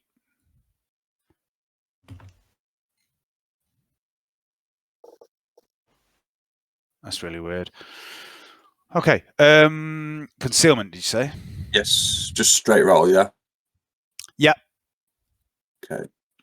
Let's see what I can do. that? Yes. I accidentally clicked off, what do you call it? It's on, clicked off the thing.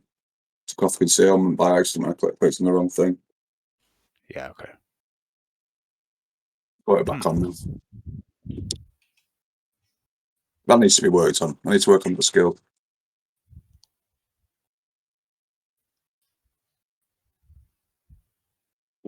Wait, that doesn't make sense. Why is it doing that? My spreadsheet's gone all weird. So it's that +1. Sorcery.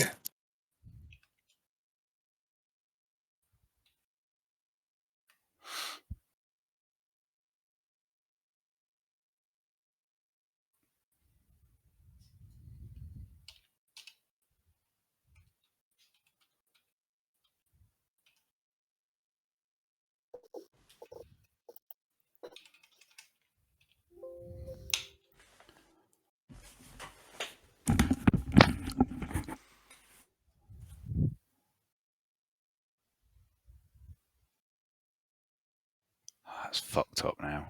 Let's undo that. All right. So, charm for concealment. What did you roll again? My fucking screen's gone weird. I got 35, so it was 0.5 degrees success. Okay. All right. Yeah, you've done pretty well there. Cool.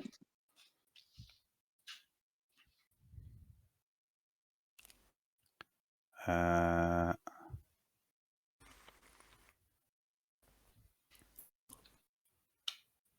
also going to patch into Otto at a private moment and see what he's discovered. See if that can help me with my inquiries or my social dealings.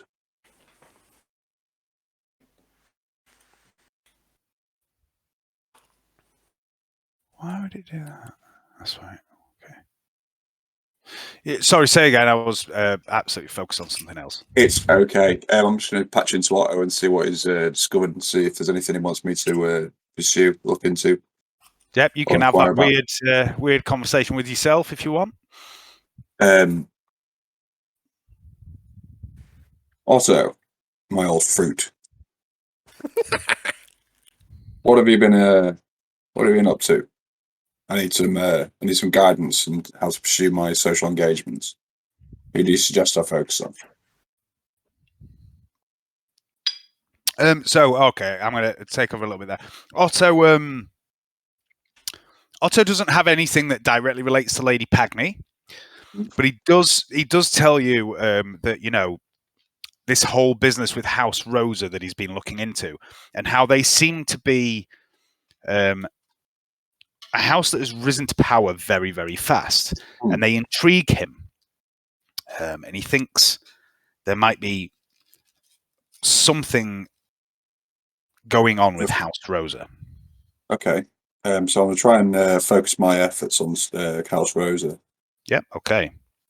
You haven't met anyone from House Rosa yet.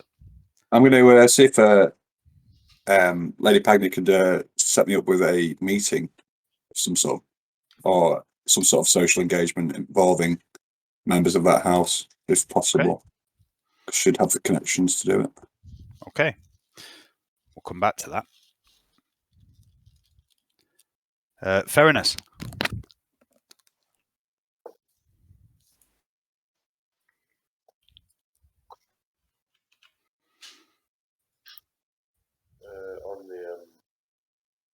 On the ballistic skill. You're practicing with your heavy stubber again? Yeah. Any minuses or bonuses? Straight. Hang on. No, there's no roll to make for that. That's just 8 hours of practicing with your heavy stubber. Oh, as many hours as you want. Sorry. I'll do 8. Mm-hmm. Let's skip it. I don't think I'm going to last this one for like top sleep, so if you want to, I can always catch up with this power play later, but I'm just warning you. Yeah, all right, mate. Keep up as long as you can, but you've got to have a couple of addictions. Okie dokie.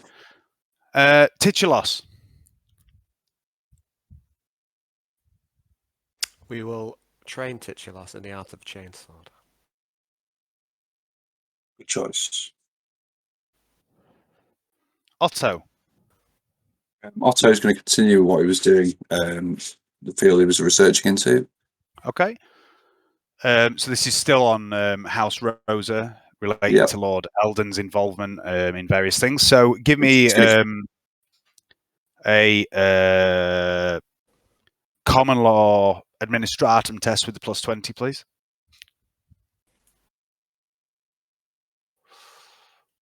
Mm. 6.6 degrees of success.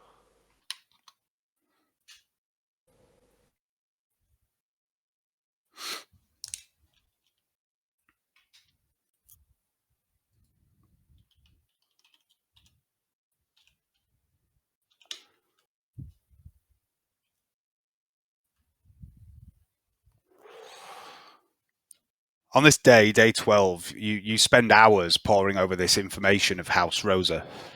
And you realize you've become a little distracted from your original goal of looking into House Eldon. But there's so little information of interest available on House Eldon. House Rosa, however, is fascinating. Their soaring rise to success is unprecedented. And you can't help but notice that if they continue on their rise in such a way, within a few more years, they will easily be the wealthiest, most powerful of the 7 great houses. A few decades more and their fortune will eclipse the total wealth of the other 6 houses combined. And there's something here, Otto, something odd about that. The balance of the 6 great houses has been maintained for centuries. But what has happened to House Rosa to cause them to upset the balance? You look more closely at the various businesses they have taken over during the last few decades, these so-called compensation quotas. It seems that each of these businesses began by picking up the slack of failing production facilities of other great houses, just like with House Eldon. And they grew exponentially, offering cheaper prices. Could it be that they have been? Could it be that they have been sabotaging other houses so they don't meet their quotas, and then taking the business off them, and using that to propel themselves?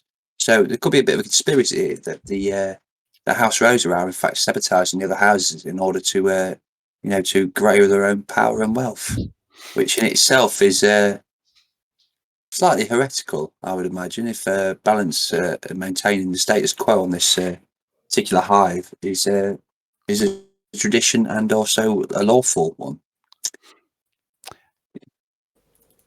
It does indeed seem like House Rosa have been stealing custom from the other great houses and weakening them while strengthening their own wealth and power. And soon, you begin to see where it started. As you pore over the data, you realize that each great house at one point in the last century, since Rosa began to grow, has a very similar story. A failing factorum, workers refusing to enter their plants, accidents, unexplained breakdowns, just like in the Shattered Foundry. And in each case, Lady Ord Killian, the planetary governor, granted special dispensation to the house in question, and in each case the slack was picked up by House Rosa and these compensation quotas. The same thing that happened to House Eldon, to the Shattered Foundry, has happened 5 times before. And just like with House Eldon, eventually those failing production facilities shut down and no one seemed to notice and no one seemed to care. There is no mention anywhere of how these major houses conducted their penance for failing to meet the tithe. And of course, the central authority on Scintilla would never know, because as far as they could tell, Decilium was meeting its quota. Click, clack, Otto. Click, clack. The pieces begin to slip into place. It seems obvious now. There's a pattern. A great house slacks on production. Ord Killian grants them extra time to sort their problems out, gives House Rosa the contract to pick up. Rosa becomes more powerful. Nobody minds or cares that the failing great house never picks up its responsibilities again or is punished. And whatever's going on, House Rosa is profiting. And Lady Ord Killian, the planetary governor, seems to be allowing this to happen. Lord Eldon's failed work plant was producing illegal, unregistered, modified combat servitors. Where did they end up once completed? You never learned that. There's no trace of them. And what of the other failed plants? The ones belonging to other houses? Had the same thing happened to them when they were shut down? Had their production continued in secret? And if so, what were they making? And who was running the plants if the workers were scared to return? Your thoughts drift to Alyssa, the AI made by the heretic Cyric Scale. Sweet God, unholy Emperor, Otto. What if Alyssa wasn't unique? What if there's more of them out there on Decilium, making throne knows what for throne knows who? Click clack, Otto. Click clack. I'm going to blow the lid off this whole thing. The heretics. But first, I need to gather some more physical evidence. So what I want to do is I want to organise some sort of excursion for Otto to go and investigate one of these other shut down businesses. It would have to be one that was fairly major, in its day, but one that where the facilities would be, quite extensive, similar to the Shattered Foundry. And I want to try and go on a bit of an excursion to see and to investigate and get some more details of what's going on in those, to see if there's anything similar to basically to gather more similarities, if there are any. Okay. Because it could be that they're using some sort of that they've been manufacturing illegal AI, which and using this to actually sabotage the other houses. In which case, that is heretical, and needs to be dealt with. All right. That'd have to be another day. Yes. And you would basically spend the day doing that with whoever goes with you. Yeah. Also, you now believe you've learned everything you can from the current records on Lord Eldon, and you can enter this information into the ledger in the librarium. Okay, I'm going to do that. Okay, so that'll be, again, something you can do on another day. Okay. So you could enter the information and go on an excursion on another day. Yeah. Sounds like fun. All right. Vanetta. Hello. What's Vanetta doing today? I should do some crafting on that lathe blade, I think, Okay. for 12 hours. All right. Okie dokie. This thing here.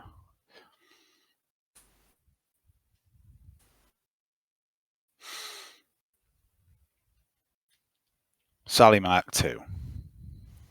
Mm-hmm.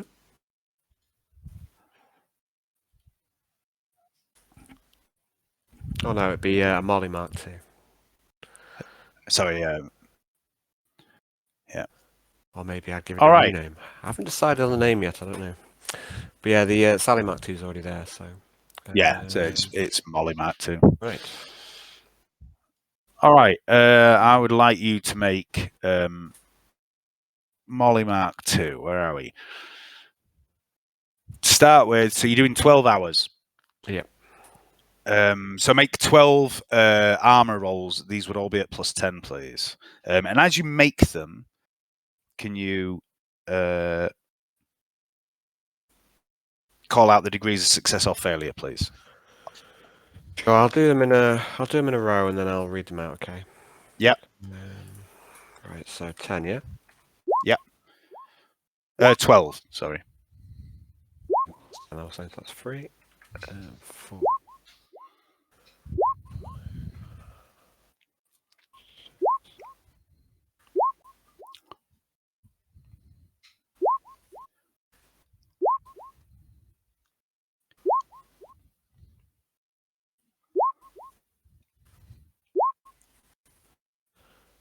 Okay, and I'll re-roll. How many have I done? Okay, oh, I'll re-roll the natural 100. Okay. I don't like that. She got 2 points. I'll re-roll the natural 100. I'll re-roll the 88 as well. All right.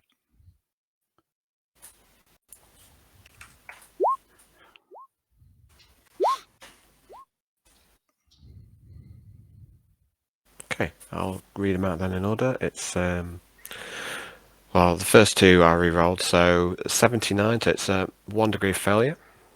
Yeah. Straight pass. Yeah. Straight fail. Yeah. 3 degrees of success. Yeah. 3 degrees of success. Yeah. Minus 3 degrees. Okay. Minus 1. Yeah. 3 degrees. Yeah. 1 degree. Yeah. Straight pass. Yeah. 1 degree and a straight pass. Okay, cool.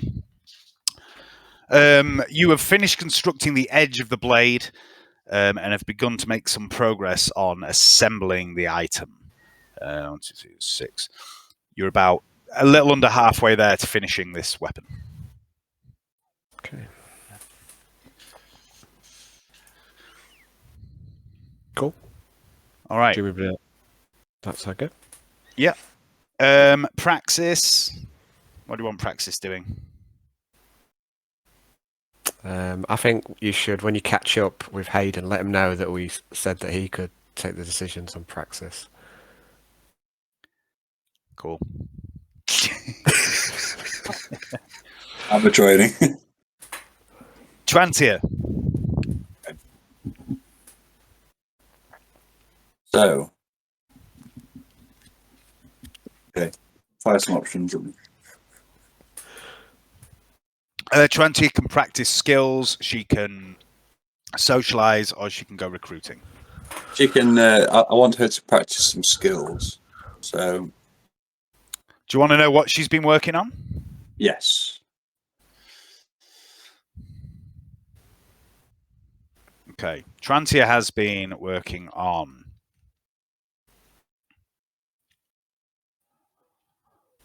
just couldn't really do that. Silent move, reading the book on how to control the mansion, reading the book on Dark Arcana that Mesmeron left her, social skills, and practicing her psychic techniques. Practicing her psychic techniques, I think, would be a brilliant one, I think. Okay.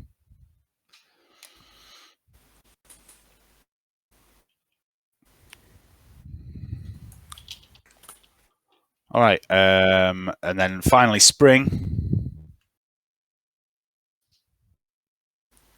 We'll send a roaming again, as before.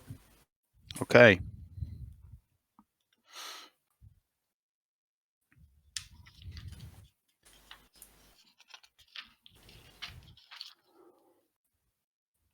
That's the end of day 12. Let me just.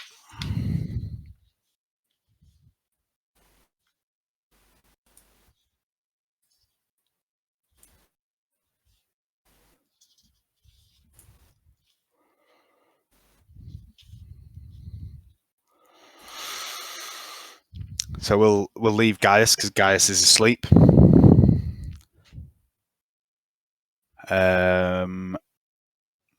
What's Canny doing today? Okay, so Kenny is going to. I'll just do the low risk one now because I know you say, oh well, it doesn't really matter. I'm trying not to piss off Sanchez. I was actually trying to build some rep with him. Yeah. And I think so it really seems to be pissing him off with everything I'm doing. So I'm just going to do the low risk one. I'm going to do, like I was saying, to try and find out about. It was like, sorry, it was for Diego. Yeah, trying to figure out where they Yeah. might have been cutting this obscure or That's something the one. like that. But while I'm going around asking these sort of questions, I also want to flog off the Duff Doses Obscura that I made. Okay, the 3 Duff Doses. Oh, it was. I thought it was 4. Oh, was it 4? Sorry, yeah, 4 Duff Doses. Yeah, I want to flog them off, and I'll warn people while I'm inquiring about this cutter's place that there's some bad Obscura on the streets that could kill you.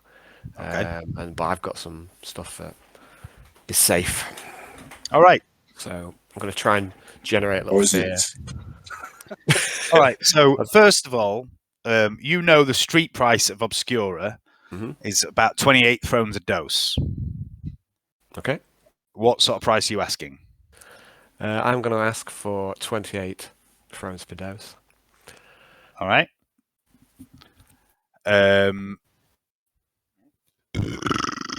Excuse me. So, as you're selling this, I would like you to make a fellowship test, please, which would be at a plus 15.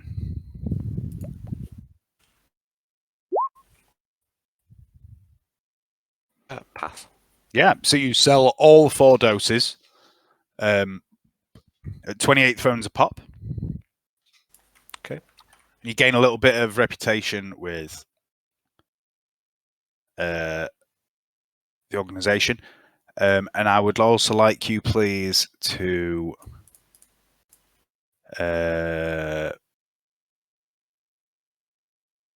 second. I'd also like you, please, to make a fellowship test at plus 15 again. 3 degrees of failure. Okay. So yeah, there's no actual penalty for that. That's just like a bonus roll. All right. And then it's Siegfried. What would Siegfried like to do? Siegfried would like to do some training. So I'm going to practice my. Let's see. A second. We'll go for concealment. I want to practice my concealment just by sneaking around the concealment, I think. So concealment is more about hiding. Silent move is more about sneaking about. Yeah, I'll probably go for. I don't know.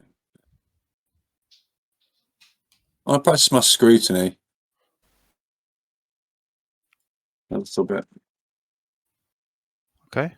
My people watching skills. Yep. So, how many hours are you doing on scrutiny? You've got 8 hours a day. I'm going to use 8 hours. All right.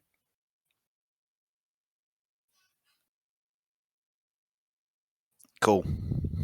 Veronus isn't here. Titulos? Just leave him on the same rotor. So you can leave him on that, I think, for Yep. me. Otto? Yeah, he's going to go into the labyrinth. Yep. No, he's got some knowledge. And go and try the door for which he has got the most knowledge. Well, first of all, you have to write in the ledger. Yeah, I'll write in the ledger first. So you write in the ledger, and as it takes you a few hours to write everything you know in the ledger about Lord Eldon. And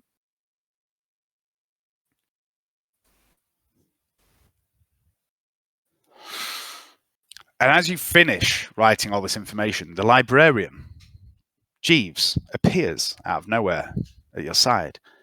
Says, "Well done, Master Otto. Something in Alyssa's code is preventing her from telling you such things, but she knew with the right nudge, someone of your mental capacity could begin to put some pieces together. Miss Alyssa has a number of siblings and step-siblings in life, family of flesh and blood, but she believes she may have other siblings now, one in a state of existence similar to her own. She firmly believes that what her father did, he did out of love for her. He didn't realize the true extent of what Scale was doing until it was too late, at which point he could not go to the authorities. Lady Pagney and Miss Alyssa's other family members, the whole of House Eldon, would have been purged for his actions in the Shattered Foundry. Or so he believed. However, in light of the recent revelations that other major houses may be in a similar position, it does beg the question of who else knows about this. Is Lady Ordkillian herself involved? This seems possible, does it not? It does. And that is quite troubling in itself. To know that like tech heresy has been committed with the knowledge of the governor is essentially heretic at the heresy at the highest level. And we can't have that, can we? No, of course not. Heresy is, after all, heresy. Yes, indeed it is. And it must be dealt with accordingly. Right. So what can happen now is Veneta can assess the data and use a logic roll to do other things with this information if she wants. Mm-hmm. Now it's available. And also, the librarian turns to you, Otto, and says, "I believe a door may have unlocked within the labyrinth." Fantastic. About time. It's not very. She's put it's like this game's on hard mode. Luckily, hard mode is my bread and butter. And then I'm just going to shuffle off from the library towards the door. Okay. Just love the arrogance of Otto. Yeah. So you head. He's clever and he knows it.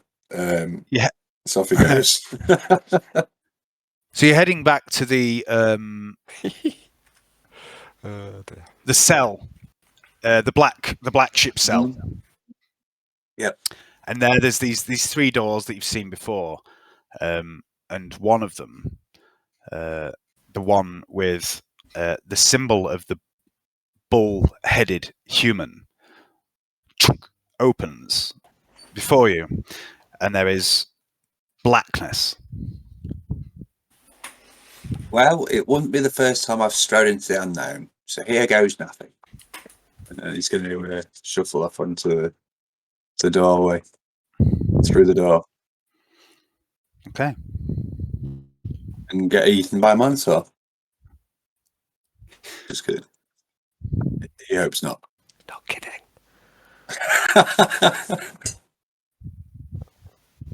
All right.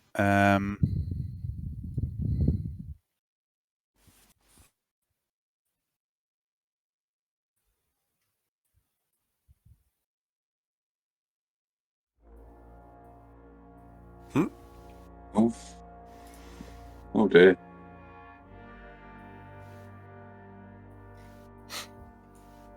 You see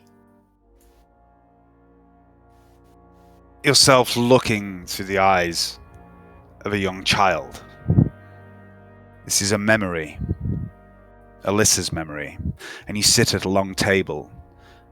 At each end sit handsome, regal-looking figures. One a man, a familiar face, Lord Eldon, but younger. At the other end, a woman. She looks a little bit like an older version of Lady Pagny. Both are dressed in fine clothing, and both show the telltale signs of rejuve treatment. Of the 24 other chairs around the table, only 2 are taken besides your own, and those occupied by your father and mother, you realise. In one of these chairs sits a young woman, barely out of her teens. You recognise her. This is a much younger Lady Pagny. The other person present is a young man dressed in a military uniform, and you do not recognise him.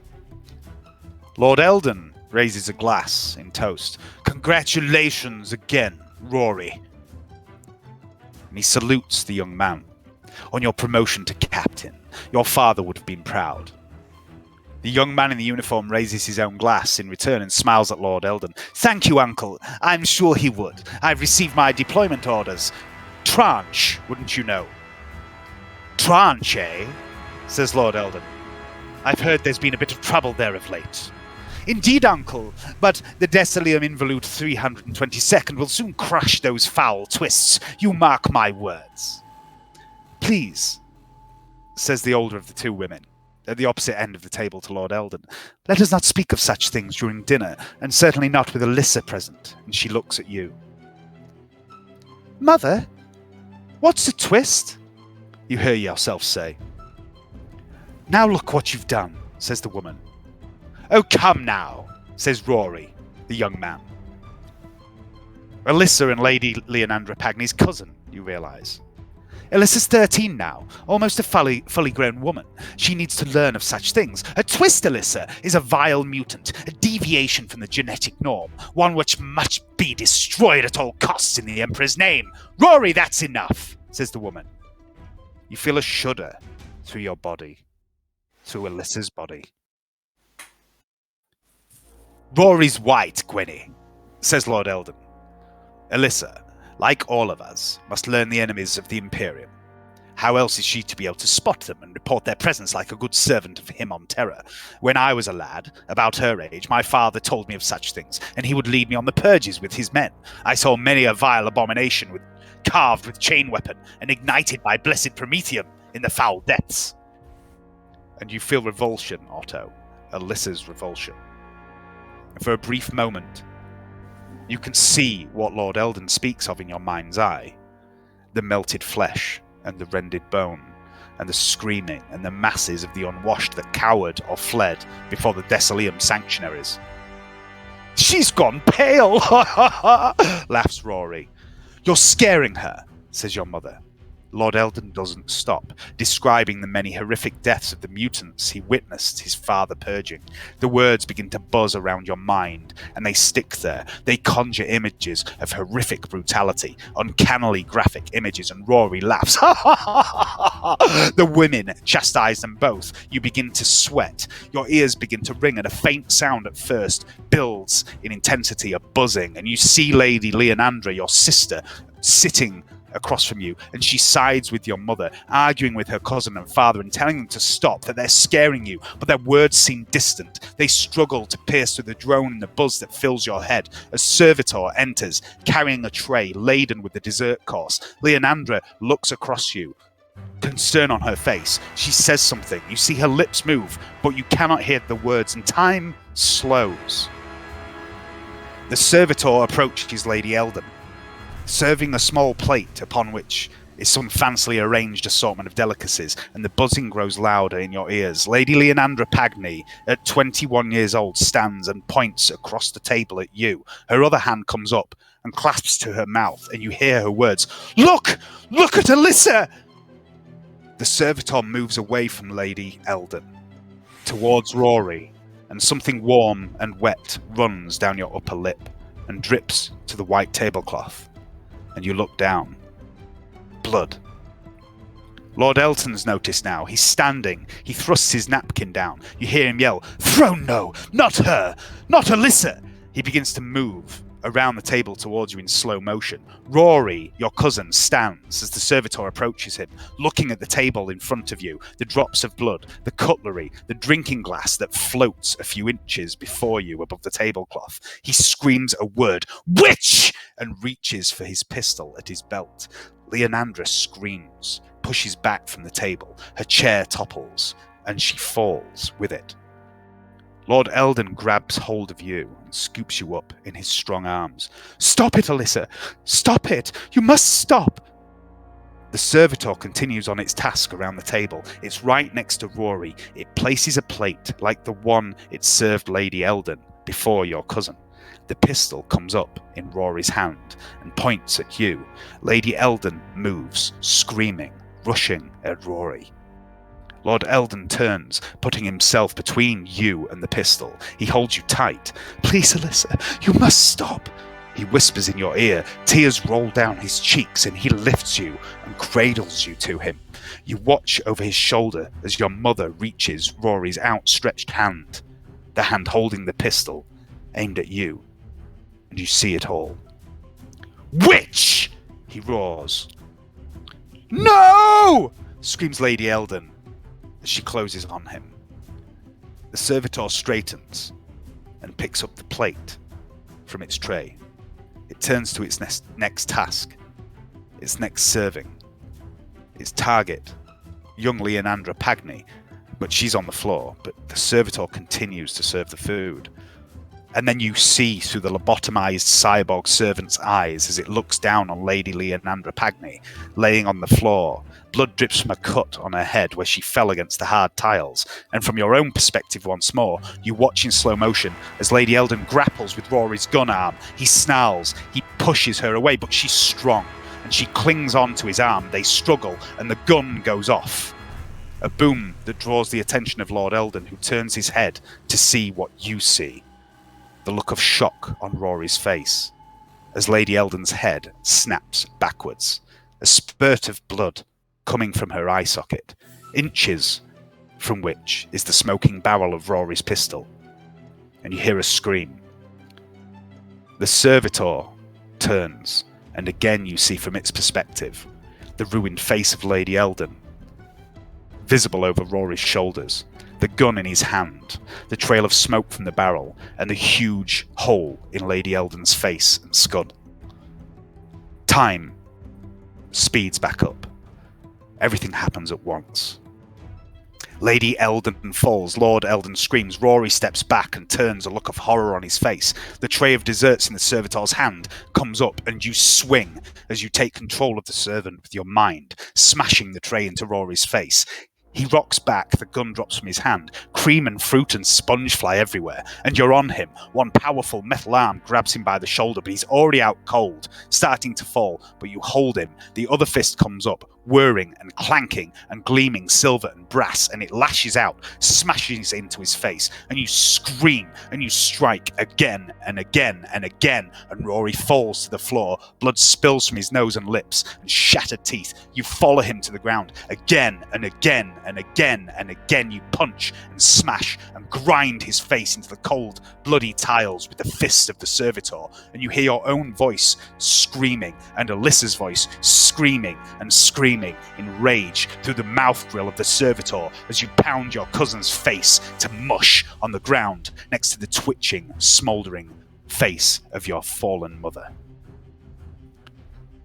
Otto, you are suddenly thrown from the mansion and find yourself, from the labyrinth, and find yourself back in the mansion. Oh, that was a bit much even for me. He's going to take out a bit of a mop his brow and be like, well, that was a revelation. Oh, this is a fun game, Alyssa.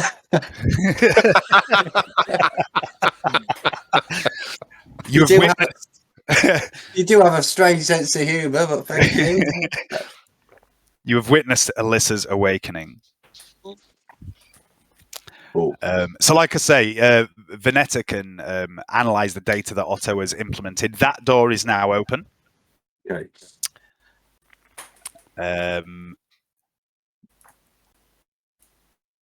So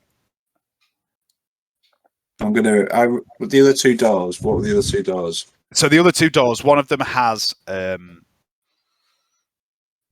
name graven on it, which is this guy that's gone missing. Okay. You do think there's other avenues of pursuit you can look into him on, as well as trying to find him in the hive. And the other door was a symbol of the Dark Mechanicus. And you do know that there was another figure involved in installing Alyssa into the Shattered Foundry, which is this character called Cyric Scale. Cyric Scale. You don't know much about him, but you've heard the name. I'm going to look into him. Okay. All right. So that wouldn't have taken too long. So you can do a bit of research into Cyric Scale or Thalix Graven if you want. Yes, I want to see if there's any record of him having dealings with these various facilities that have gone under, essentially. Which person? This Cyric Scale. I want to see if he was involved with working for these any of these particular, or any of his associates have been involved in working for these companies that have sort of gone under in order to establish whether he's actually at the heart of all the sabotage that's been going on. Okay, so what you know about Scale so far, he was a man that claimed to work for the Mechanicum, although Janitor Thalix Graven, the overseer of the foundry, believed this was not strictly true. Scale was responsible for installing Alyssa in the foundry and later for replacing the human workforce with well-skilled maintenance servitors who eventually deconstructed the production line and turned it into a production line for more servitors. Yeah. So you've got Mesmeron's files, the Decilium archives. They're the two places you can search for information on Cyric Scale. I'm going to go and have a look in the Decilium archives because this is sort of, it's not untoward that a tech priest would be working in any particular production facility. That's not unusual. What is unusual, if there's a pattern between his whereabouts and the certain factories, if there's a link between the two, there's a chance that he's still operating on this planet, in this hive, and still conducting his sabotage in order to, that can be shut down. Okay, so you can travel to the Decilium archives, or you can do it remotely. Which would you rather? I will travel to the Decilium archives. Okay. All right. So I'd like you to make. I'll do that. I'd like to make a common law administratum test with a +20 as you search the Decilium administratum tower records for mention of someone called Cyric Scale. Okay, so it says common law. Sorry, what? Sorry. Common law administratum with a +20. Okay. Oh, I've got Siegfried up in there. Sorry, bear with me. Oh, sorry. Common law administratum. Yeah, with a +20. Yeah. Yep. Good. Excellent. Nothing. There is not a single mention of Cyric Scale in the Decilium archives. But then again, would a known heretic travel under his real name? Of course not. You also have an image of his likeness. Yeah. But again, you can't find anyone that looks like him. You think perhaps you're not going to learn much from the Decilium archives. What you need is perhaps someone that knew him, or perhaps files within files that might relate to the Inquisition. Okay, so I'll check Mesmeron's mansion So that'll be Right. another day, because by the time you Yeah. travel to the archive and back, that's pretty much a whole day. Yeah. All right, Veneta. So you've got all usual options. You've also now got the option to enter the labyrinth and further analyze with logic the information Otto has entered about the first book. Yeah, I mean, that sounds like a good thing to do. So now it's unlocked, so All right. I'll park the Lave Blade for now and go and do a bit of a logicking. And can I try that little shindig with Alyssa to improve my logic? Yeah, of course you can, yeah. Actually, I haven't got it yet. Yeah, I've got it, so I can get +10. So what do I have to do for that then? Is it a willpower? Let's have a look. Yeah, willpower +10. Yep. So I'll do that. No, it's a natural 100. Okay.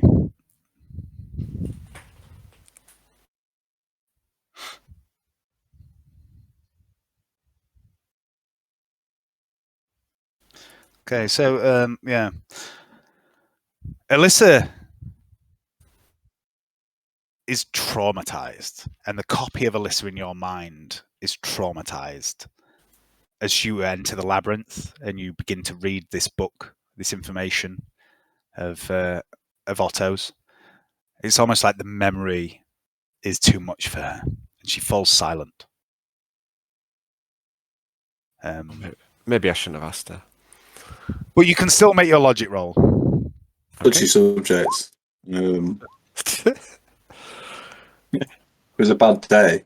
Yeah, it was a pretty bad day. Mumsy got shot in the face, and Leonandra got dashed against the tiles. She did have a first kill as well. She had a first kill as well. So. Yeah.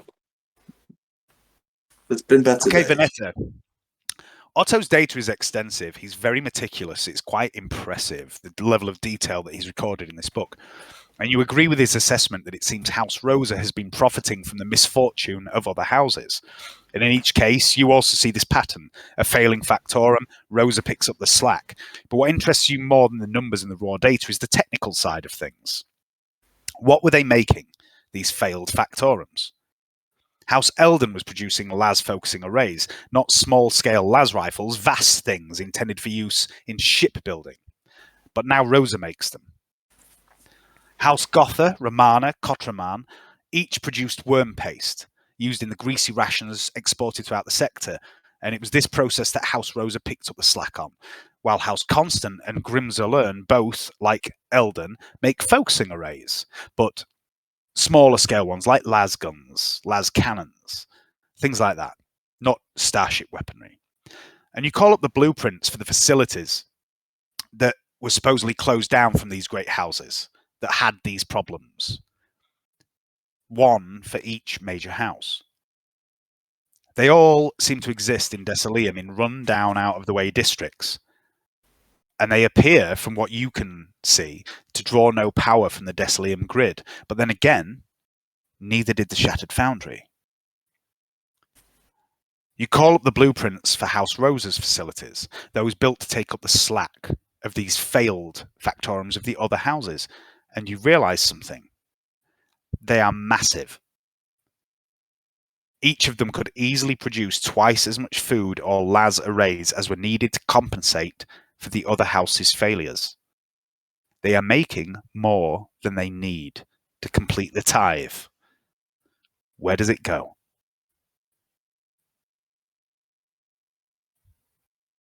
They're building an army worthy of Mordor. Might be on something there. Yeah, I think so. Or maybe they're funding like the wars against, like they're funding like the underdogs in wars. I don't know. Yeah, I'll relay that what I think on the matter to Otto. I'm trying to remember something. It's bothering me, Dave. Like something niggling in the back of my head. Like we got a lead a long time ago, but I'm trying to remember exactly what it was. Was it like Someone's trying to buy a mountain of this glass out in the, out in the Waste of Desoleum. Yes. What was that? But remind me what I know about that, because I say it's happened quite a long time ago in the game. All right. So, Somnus Halbrel, the heretic that you fought while you were fighting Speyer, you got from his databanks that he had been trying to buy a mountain. There were 6 other nobles that were trying to buy this mountain for what they claimed they wanted to build an orphanage for imperial heroes on top of the mountain.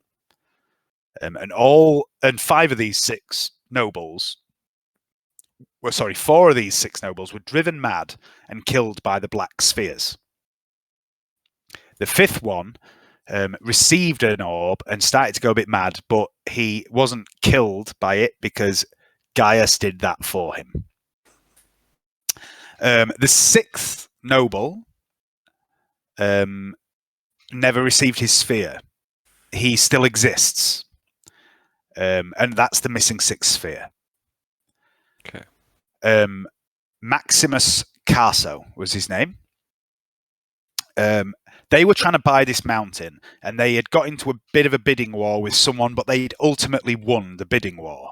And they had plans and the finances in place to build this orphanage, but then 5 of them died, went mad, their reputation was destroyed, the orphanage never happened.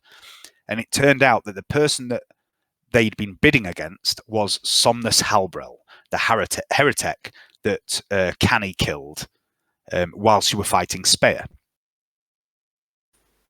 Okay. And if you remember, when you found Speyer, when he came out the shuttle, you were expecting something else. You were expecting the 6th orb to appear out of that shuttle. Mm-hmm. But it looked like the crates had been switched. The orb had already got down to the planet, and it was Speyer that was released instead. Okay. So another heretic was trying to buy that mountain. Yep. Did you say that he lost the bid?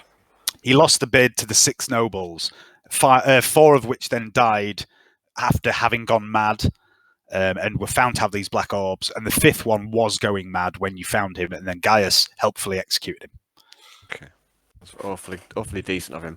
After I'd carried him the whole way. And then Hayden gets upset that Mesmeron threw him across the fucking mansion for doing that, you know. Okay, right, cheers. Thanks for reminding me. Okay. Trantia. What's Trantia up to?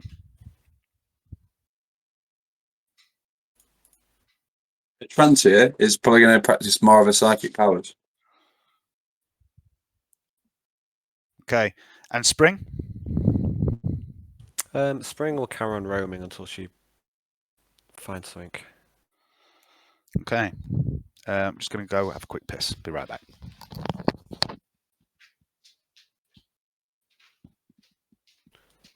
Been doing any more work on your orcs, Johnny? No, I'm just gaming. Like I've got basically I'm just playing one of my RPG games that I've got on there. I'm not really. It's hard to get what do you call it, motivated because I've got no games coming up. So it's like I've sort of lost steam with it, and I'd like to arrange a game, or we could arrange a game where we could all get together and have a game or something like that. One afternoon. That would be awesome because then I've got like an incentive to paint stuff. So it's just I'm really struggling to paint at the minute. Yeah, I've lost my paint mojo with it as well because sort of Dad Heresy is taking over everything. So it's taking over everything. Yeah, it's taking over everything. So doesn't leave any space for anymore. Doesn't leave any time or space for humble hobbycraft any longer. So yeah, but I'm not really. I've done a bit more work on my my little car thing. Like that's virtually complete now. It's a bit battered and looks it's supposed to look battered and stuff as well. Put more exhaust on the back of it as well. Oh, the roof comes off as well, so you can take the roof off. Hang on. And you've got like your orc guy in there. He's done. You can't really see it very well Beef, there, well, but yeah, I can see he's a beefcake. yeah, he's a beast. He's just like sort of in there. Hang on a second. I'm trying to touch screen the iPad so I can see if how good this picture is I'm showing you. But yeah, so he's sort of stuck in there, and then yeah, put the extra exhaust in the back, and it's got like 2 big bombs strapped to the side of it, and on the roof I've got like I had some old orc half tracks, so I just nipped the guns off the top of them and just strapped them all together to make like a extra Dakka on that. So like 4 machine guns. I was like, yeah, that's a boom Dakka Snazwagon done, made out of a truck and a bit of an old toy. Cool. So like I've got 2 now, which is good. So, but yeah, like I say, it's hard to get motivated. I want to do more with it. I've been working on this as well, like this battle wagon.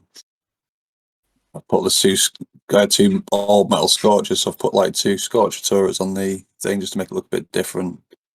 Cool. And just reworked all the underneath stuff. But basically, I need to like, arrange a game or something so I can actually get motivated to paint shit. It's the motivation's just not there at the minute to do it. I'll have a game with you at some point in the next couple of weeks, Johnny. I need to sort things out. So yeah, no worries, dude. I'm sort of itching to roll some dice. Itching to roll some dice, move some orcs, and scrape some plastic bodies off the table. It's been too long. It's been far too long. It's been a long time. The death fix, the level of the death fix that you can get from like the virtual death fix, that you can get from 40k is excellent. It's very satisfying. I miss that, especially with orcs, because like the die in droves. It's just like death. Cool. It's decent. But yeah, so I've been painting up a couple of dreadnoughts as well. Repainting, so I've been working on that one a bit as well. And then just chipping away at these things gradually. Reworking that one a bit more, but it needs to go onto a base or something like that. So I've got just want more death dreads in my life because they're really good now because they're fast and funky. With the Stompomatic pistons, extra movement and stuff. It's they were decent in the game, weren't they, Dave? So it was decent. It was a lot better than a dreadnought would normally be. So it's actually it's actually as scary in game as it looks. The model looks now, which is good. Which is what it needed to be. Yeah, I mean, dreadnoughts for a long time have been very poor in 40k. Yeah, they have. So or relatively poor anyway. They're not. Yeah, exactly. But they kind of should be cooler and better, I think. I mean, they should be. In any of the games, they're always awesome. Or any of the lore, like any of the books, they're awesome. But, yeah, exactly. It's they're a threat. But then it's like, you can bolt them to death, so they're not really a threat. Or the invention of the Hellblasters that just sort of I just nerfed them instantly. It's just like, all right, 2 Hellblasters shoot at it, and it loses most of its wounds, and it's now just a tin can on legs. It's like it's a little bit upsetting, but if you can't beat the Hellblasters, join them. And that's exactly what I did. So I put 15 into my Blood Angels, Army.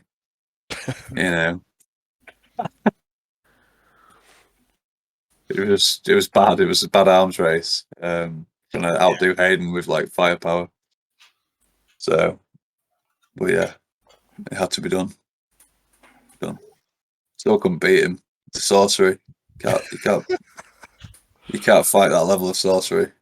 And that level of jam. It's an uphill struggle. Well, that's why I prefer to play you, Dave, because it's you're not going to break out all the excellent dice rolls are as bad as mine. Yeah, so. I mean, I'm not a cheesy power gamer, and you also know I can't roll for shit. So yeah. Yeah, you're a safe bet for a game, Dave. If I was one of those two things, I might be vaguely fucking, competitive, but I'm neither. Yeah, so. I know. Which it's more fun. I don't feel as I don't feel that sense of trepidation that I feel when I used to arrange a game with Hayden or Al. I'd be like, let's have a game. Playing me is like beating walking into the abyss. Like, you've got a puppy that's lost a leg and its jaw's hanging off, and you're just hitting it with One a eye stick. missing. That's playing me. Oh dear. And that in itself is fun. Like, it's like just playing against Al Hayden. I'd always have this sense of impending doom, no matter how good my armor list was or however good I felt it was. You know what I mean? Yeah. It would always just walk into a hail of firepower, or a sea of demons, and just end badly for my orcs. And it's quite funny. I like my orcs. I don't want them to be upset, so I want them to beat stuff up. That's what they're supposed to do. And you've assisted me with that many times, Dave. When you've not trounced me. So speaking of impending doom, excellent. It's day 14. There's a big thing for Gaius here, but Gaius isn't here. So, Canny, what would you like to do today? Okay, so I'm gonna go and see Bean. Yeah. I'll say I've been looking over your stock, Bean. Wait for a quick piss. Something caught my eye. These fire bombs. Oh yeah. The fire bombs. Yeah. Oh, sorry. Hey, the fire bombs. I can tell you the fire bombs. Yeah, very good. Yeah, it's just what I need. They'll come in handy, won't they? Always come in handy. I say you can burn so many things. Right, Bean, how many you got? He currently has 8 in stock. Okay, I'll buy all 8. Cheers, Bean. You're a diamond geezer. Now, these firebombs. The accent. These firebombs are a variety of different canisters, mostly glass bottles, with a highly volatile liquid in. They're basically Molotov cocktails. Very good. So you can add them to your inventory.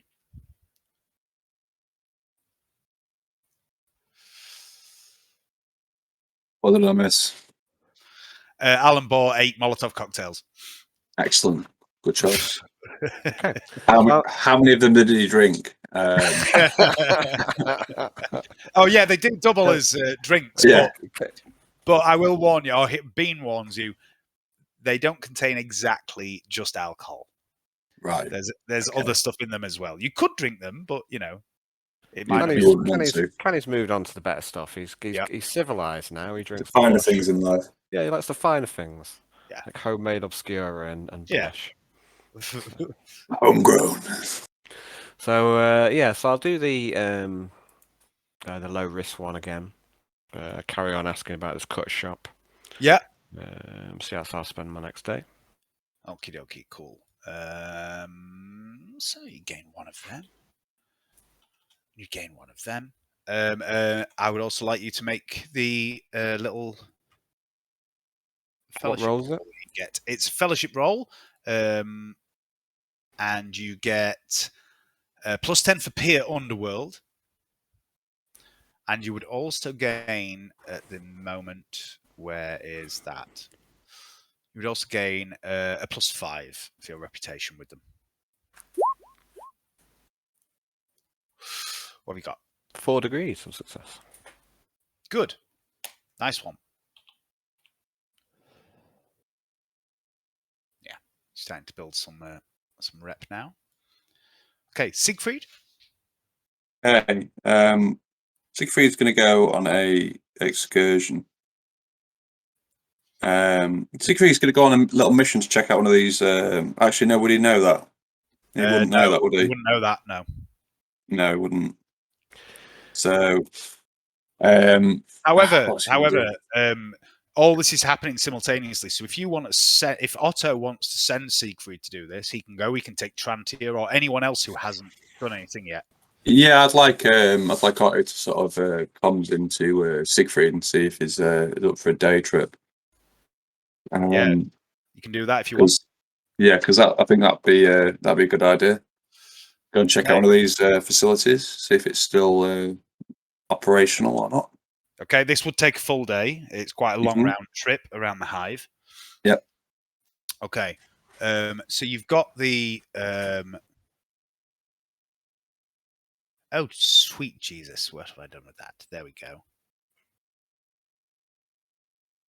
Oh dear. Where's the Elden info? There it is. So there's the 6 other major houses that all have factorums that were shut down through similar mysterious circumstances. Let me just find the names of the houses. All of them except for House Rosa. I would imagine would House Constant not have been targeted by this? So there is okay. So, yeah, all of them were. So there's House Constant. There's House. Obviously, Rosa isn't one of these particular ones. There's House Elden, which you already know about. Yeah. Where's the fucking names of the other houses? Well, that's weird. I was just looking at it. Just a second.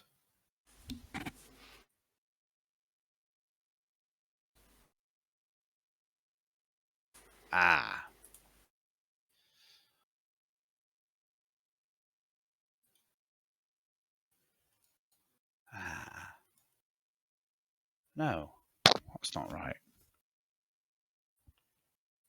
What the fuck? I literally just had this.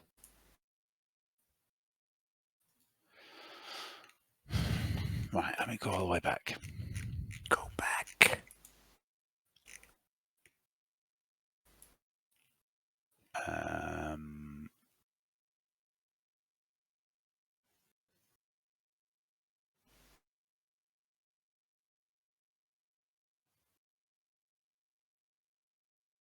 This is really weird. It was right here a second ago.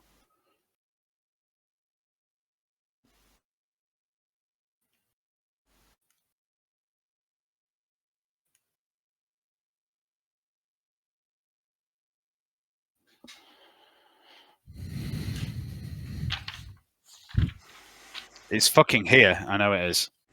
This is really frustrating. So the other houses are House Gotha, Romana, Kotraman, Elden, Constant, Grimzalern, and Rosa. I want to check out House Constant because they're the ones that are sort of they've had some dealings with what do you call it? The things, haven't they? The House Rose, haven't they? Yeah, they all have. They've all had a similar experience to House Elden, where a factorum has been shut down and House Rosa has picked up the slack. Yeah. So, are you going alone, or do you want to take anyone with you? I'm gonna take. I want to go with Otto because if there's anything similar to what happened in the Shattered Foundry, I want Otto to be able to tack into their computers and see what he can find out. Okay. Or potentially Vanetta as well, if I can take Vanetta. I'd kind of like to leave her on crafting, if that's all right, Johnny. Yeah, okay, no problem. That's fine. I'll take Otto with me, and then if any of the guard boys want to go, but get a bit of field time. Titulos will go. Yeah. I won't say yes for Ferinus because Hayden's not here. I'll take Titulos with me as well. Yeah. Okay. So you head down to this very rundown district, a bit like the district that Work Plant 00 Alpha 5 was in. And when you get there, you find the gates are open and it's strangely empty. You push through this facility, and it puts you in mind of the Shattered Foundry. But the production line has clearly been stripped out. You can see marks in the ground where there was a production facility. Yeah. And it was obviously producing something at some point, but it isn't anymore. And it looks like it's been like this for about 40 or 50 years. Right. Okay. I want to find. You know as well that this is all this has been going on for about 70 years. Right. Okay. So piecing together what you see here and what Otto has learned, it looks like when the Factorum was shut down. Yeah. It looks like it was basically permanently closed. It wasn't a case of this place isn't producing, we need to fix it. It looks like this place isn't producing and now we've shut it down. Yeah. But then all the equipment's been taken, so Yes. the equipment's been obviously purchased, potentially, or just taken.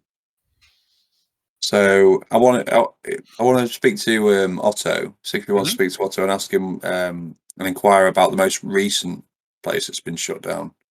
House Eldon's was the most recent. That was the most recent one, and that was still operational. Yeah. Second most recent then. So that was constant. The second most recent is Grimsalern. Okay, so I want to investigate that one as well if there's time. Yeah, you can do too.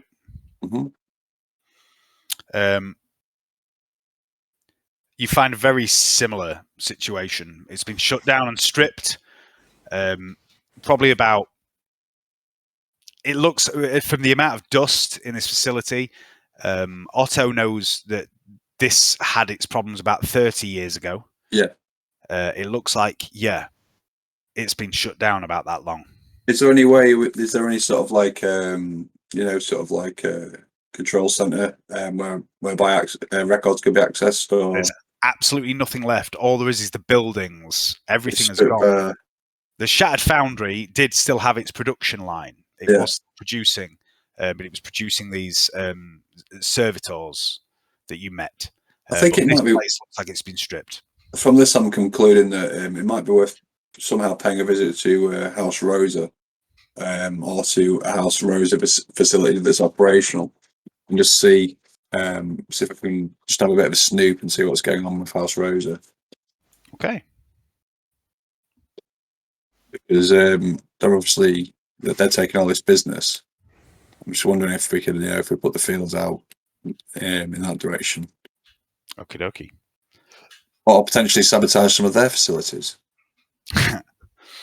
All right. See how they like it.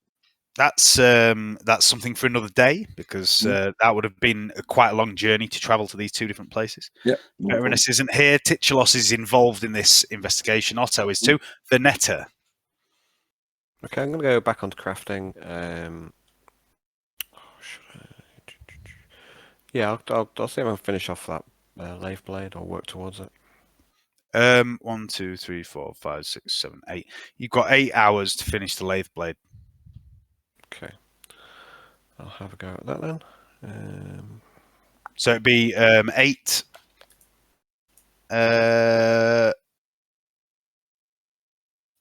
Plus 10 armor.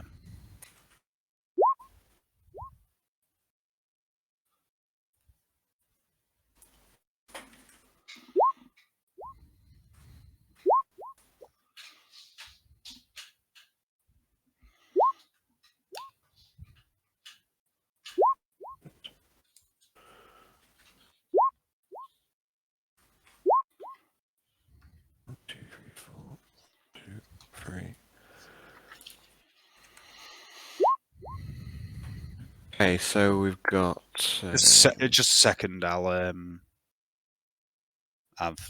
dropped a bit of a bollock here. Just a second. No worries, buddy.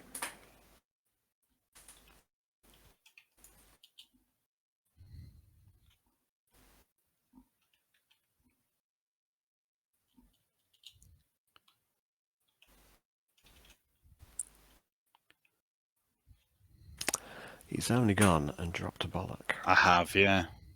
Yeah. Quite a serious one. I need to fucking rectify it, or it'll get fucking really confusing. Are you messing with your spreadsheet? Yeah. So that's This is the automated one that he's tracking rep with. And Yeah, it's got not anymore in. Oh no. 10, 11, 12, 15, 12, 11, 10. It's been a night of tech heresy. Yeah, It's it's not been the best. it's House Rosa fucking with us, man. They never onto it. They never onto it. Yeah, Heretics in the background trying to sabotage the game there. Going through the fourth wall. And sabotaging outside of the RPG. More layers to this campaign than you could possibly imagine. Such is the nature of chaos. Such is the nature of chaos. Shit, what have I done there? Oh yeah, that's right. Right, okay, so what have you got, Alan, please? All right, okay, so 5 degrees. Yeah. 1 degree. Yeah. 5 degrees. Yeah. 2 degrees. Yeah. -1. Oh no, sorry, that was actually a straight fail because I forgot to add a 10 onto that one. Okay. Yeah. So that was a straight fail, not a -1. 3 degrees. Yeah. -1. And 5 degrees. Some pretty good rolls. Okay. 4, 5, 10, 11, 16, 17, 18, 21, 26, 25, 24. Okay. Would you like to join me now, Alan, in finalising the creation of this new weapon? Yes, indeed. All right. Where would that be? That would be in here.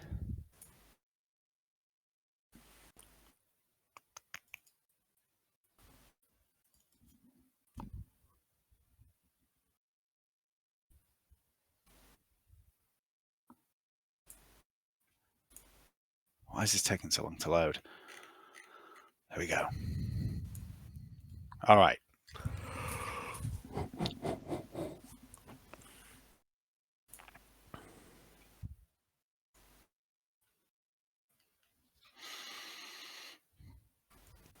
So I'm going to get a look at this. 5 on that. 11 on that. 10 on that. So that's 26.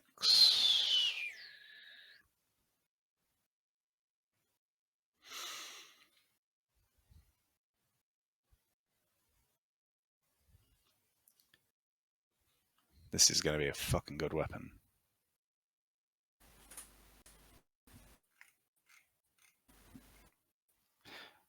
Okay. +2.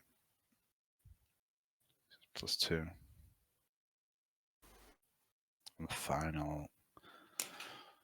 Yeah, this is a best quality meat cleaver. Cool.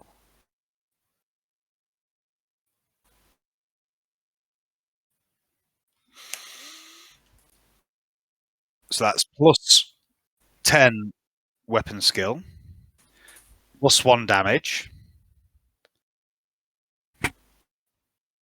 to whatever it would normally be, but we're not done yet. I would like to roll a d10, please.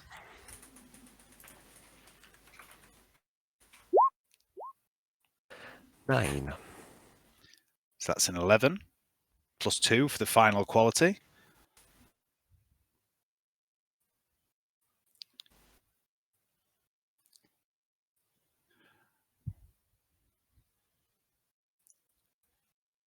Three positive and 1 negative patterns. Okay, what dice is it to roll? Okay, so it's a d10 for each, please. We'll start with the positives. Okay. 6. 5. 3. Venerable damage. This weapon gains proven. 2. Well, that's an 8. That means that you reroll 1s, is it? Or you reroll 1s and 2s? Yes. You reroll 1s and 2s for damage. Cool. 6. Shearing. That gives you the razor sharp quality. The razor sharp lathe blade. Yeah. Which I can't remember exactly what razor sharp does off the top of my head. So let me find that. Means it's razor sharp. Kenny's going to start shaving with Salivating. a meat cleaver now. It means that meal preparation will be easier than ever before. Razor sharp is double armor pen if you get more than 2 degrees of success to hit. Oof. That's awesome. And 5 is exceptional pattern plus 5 weapon skill. So it's plus 15 weapon skill, re-rolling 1s and 2s, and double armor pen if you roll 2 degrees or more. And then roll a negative armor pattern, please. 4. Leaden. Increase the weight by 2 kilos. Oh no! Oh no! The one thing that really doesn't matter to Canny. Dear. I do like the idea of it being a really heavy. It's heavy, yeah. It's beautiful. Meat cleaver. Yeah, that's However, if the wielder fails a weapon skill test by a number of degrees of failure greater than his weapon skill bonus, it becomes lodged in the ground or another surface. that's fantastic. That's a perfect Canny weapon. That is It absolutely fucking perfectly fitting for Canny, I think. Yeah, it's good. I love the idea of Canny just having a meat cleaver stuck in a wall and like wrenching on it. Yeah, that's I couldn't ask for much better than that. So Yeah, that was pretty good. And that's Awesome. part of what this whole power play thing has been about. It's been a good excuse for like Venetta's to tool people up and stuff. So we'll come back mainly to tool up Canny. Yeah, it's tool up we'll Canny. Trantier, what's Trantier doing on day 14? Trancy is going to basically do some socializing. Oh, Dave, can I start you? Can I do another 4 hours on Venetta? Oh yeah, I do Right. apologise. Yeah, you do have another 4. You just finished that weapon, hadn't you? You said it was 8 on the blade, right? Yeah, that's it completed. So you still have 4 hours. You've done 1 hour on the secret agent admin pistol flask. Okay. Don't know what else you're doing. I have had a thought of something that's it's been kind of niggling on me. What I'd like to do, this mountain, do I know roughly where it is in relationship to the hive? You know exactly where it is. Yeah, Yeah, it's about 150 kilometers southeast of the hive. Okay, but like, I want to make like some kind of long-range drone to go fly over it and have a look, see if anything is out there. You do have the servo skulls. Okay, so have they got that sort of range? Yeah, that one could probably get that far. Yeah, it wouldn't be able to transmit to you, but it could go and have a look and come back. What, like record what it sees or something? Yeah, you've got the Auspex drone, haven't you? Okay. Yeah, I'd like to send that off, and I'd like to for it to see if anything can be found on this mountain that shouldn't be there, or so maybe someone was trying to buy it because there's something there that they want, or maybe they're just after the glass, but maybe there's something more. Maybe there's some ruins out there or something. Okay. It's gonna take a while for it to do that, so you can send with the rest of your 4 hours. That can be going off to do that. You would still have more hours yourself, obviously, because it wouldn't take that long to tell it to do that. Cool. Okay, I'll do a bit more work on Otto's hidden thermos flask pistol. Okay, so you're still in the design phase. Sure. So I can see this is going to swing the campaign. So It's essential work. essential work, the Emperor's work. The Emperor's So work. it's a +10 armor roll. In all seriousness, now I should now start looking at stuff for everyone else. I've been trying to tool Canny up, but I should spread it around a bit. Some people are better equipped than others, though, aren't they? You know, Gaius is tooled up to fuck. Siegfried's pretty well equipped as well, actually. No, but I'm sure that we could do some work on the sniper rifle, if nothing else. Yeah. Yeah, that's it could do a little bit maybe- of tinkering. Or maybe try and craft a new one from scratch. I don't know. Yeah, Can you make the could. barrel, can you make the barrel longer? Sure. 10 foot long. Yeah, 10 foot long barrel. Okay, Get sorry. stuck indoors. The barrel's so long that it goes straight to the target. What's Literally my cannot miss. testing? It's a plus 10 armor. Was it, yeah. Yeah, you're in the design phase still with And this. is it just one roll? Is it or? Well, yeah, you've got 4 hours left, haven't you? So, So 4 sorry, rolls. 3 hours. We'll say it was an hour to program the skull. Okay. So you can have 3 rolls. You'll still be designing this at this point. That's 3, 4, and 1. Okay, This cool. will be the finest thermos flask known to man.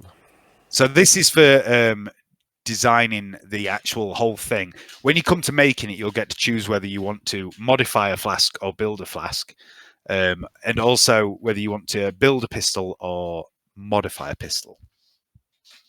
Which is something we'll worry about another day. Yeah, I'll speak to I when we get to that stage. Yep, cool. So that's Veneta done. Trantia. Trantia is going to basically do some socialising. Okay, give me around Lady Pagny's spire, yeah. Yeah. Okay, so I'm just in the middle of a battle. Give me a fellowship test with plus 10 for Trantia. Oh no, I've got a roll for Trantia, haven't I? Because I don't want you to see her sheet. Because it's full of secrets and lies. So I'm rolling for Siegfried, yeah? No, it's for Trantia. I'm going to do it because you don't have access to her sheet. No, I don't.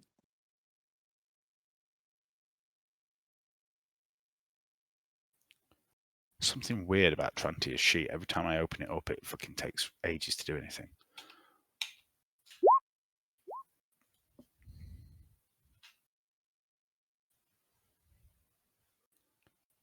Okay.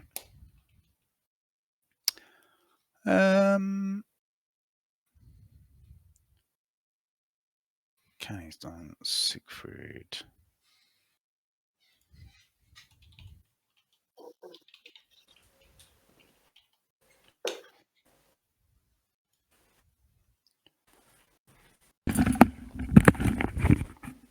Back.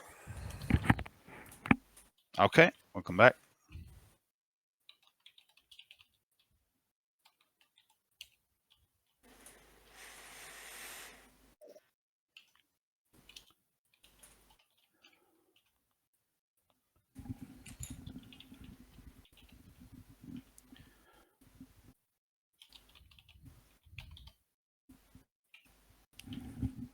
And Spring.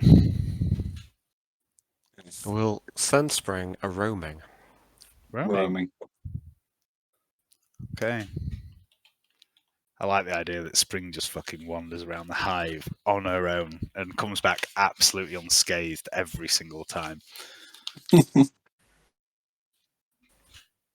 Is that good? It's better than the alternative, surely. Yep. Yeah. All right, day 15. Gaius to be awake. That's what TBA stands for, yeah? Okay, Canny.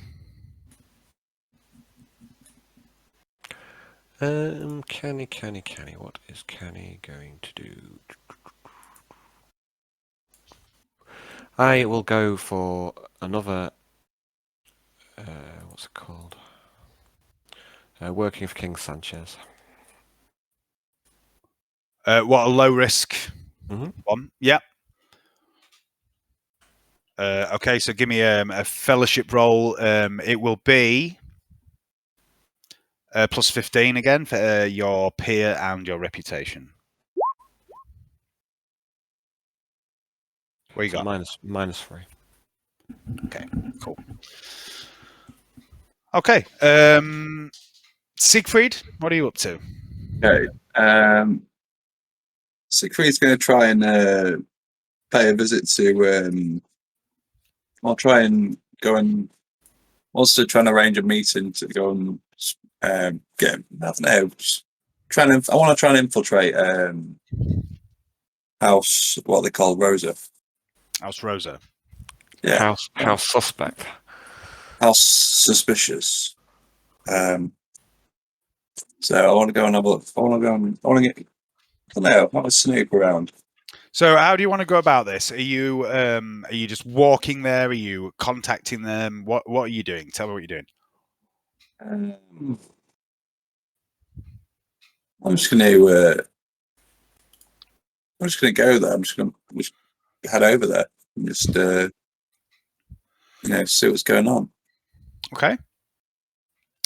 So See what House they're Rosa about. is a spire right up in the apex of Decilium. The way Decilium works, it's like multiple spires surrounding this central core spire, which is where Lady Ord Killian lives. And all these different spires, House Eldon, Cotraman, Grimselen, those sort of things are all around this. And Rosa is sticking out off the side because it's more recent. They've built the spire in accordance with their rise to power and rise to wealth. And as soon as you get fairly close, you find there's quite heavy security, as you would expect. Yeah. It doesn't look like they let just anyone in to House Rosa, which makes perfect sense. None of the other great houses would do as well. Don't they know who I am? No, they don't. That's the point. Right. That's the point. Fair play. Yeah. Okay. So I'll see that's it's going to be pretty tricky to infiltrate in that way. So I'm trying to. You'd have to get like an invite or a reason to be there. Yeah. You know enough about the nobility to know that sort of thing. Okay. I'm going to spend some time doing some sword training, I think. Okay. Actually, no. I'm going to do some low risk activities, power play activity. All right. Okay. So low risk. Yeah, low risk. Okay.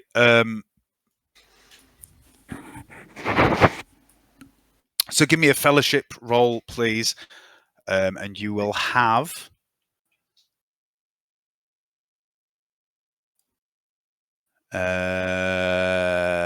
You will have +10 for etiquette and a +5 for your reputation with the nobility.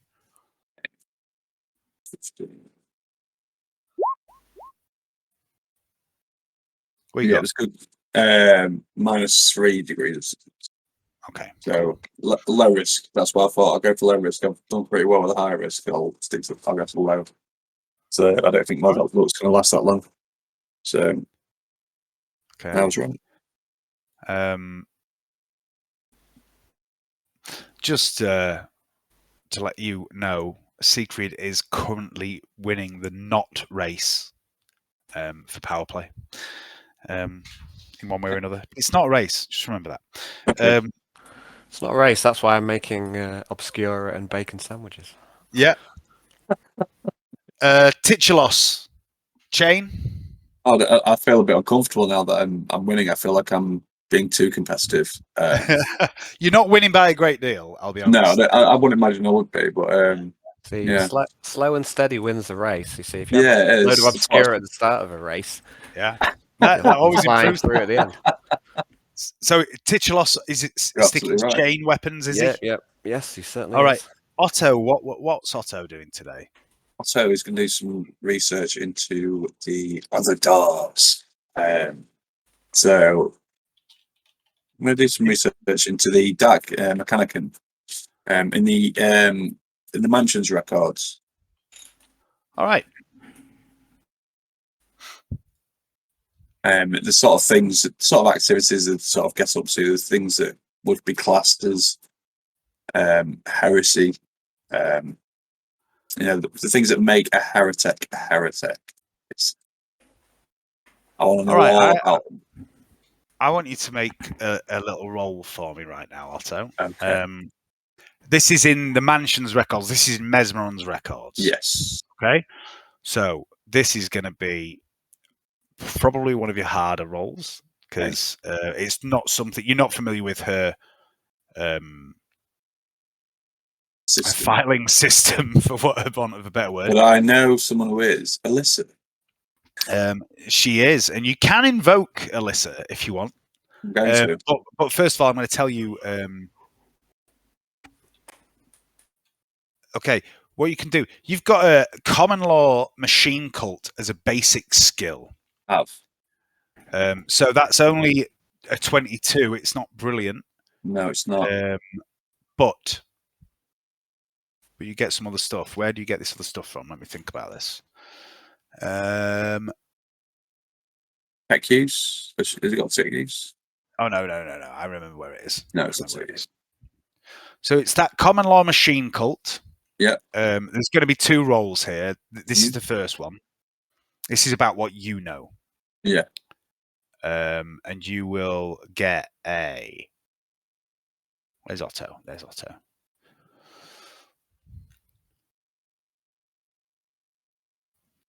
You'll get a +10 to this. Okay. Unless you ask Alyssa for help. I'm going to ask Alyssa for help on this one. Then you'll gain a total of +30. Okay. So need. So I'll do that. See if I can find out anything useful. Yes, I do. Okay. So this is about learning about the Dark Mechanicum. Otto starts to learn a bit more about it.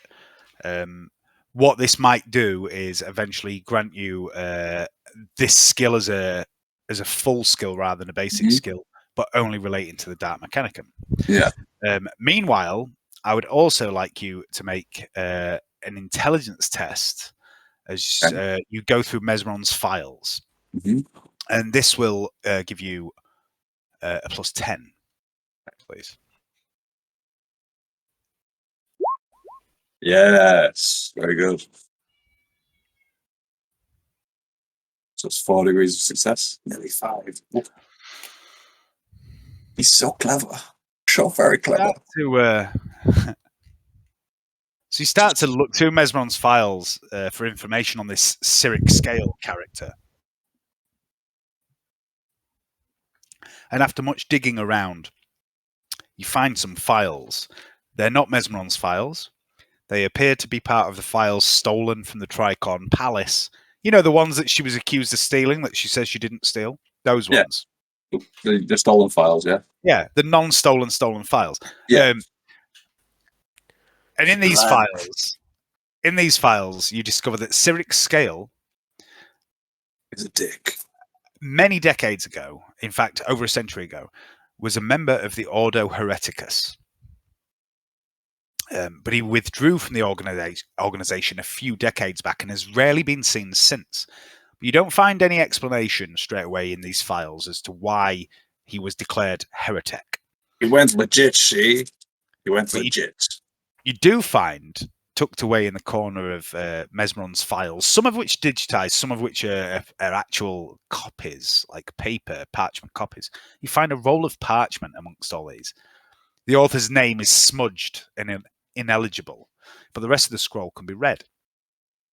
And in this parchment, it's mentioned there are other tech priests of the Lathe worlds who claim that Scale is misguided and should be returned to the blessings of the Omnisire rather than struck down. And you find mention in Mesmeron's files that the Inquisition has pursued Cyric Scale for many years, as it seems his hand is often felt behind many tech heresies and rogue machine cults around the Calexis sector.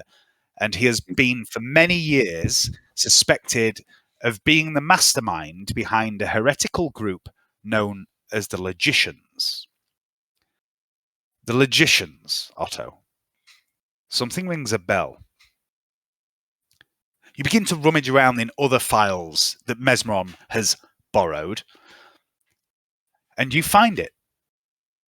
An after-action report within the files borrowed from the Tricon, compiled by Inquisitor Globus Varak. It seems one of Varak's teams shut down the works of a woman calling herself the Chirurgeon about 6 months back. And this woman was a known agent of the Logicians, this rogue machine cult.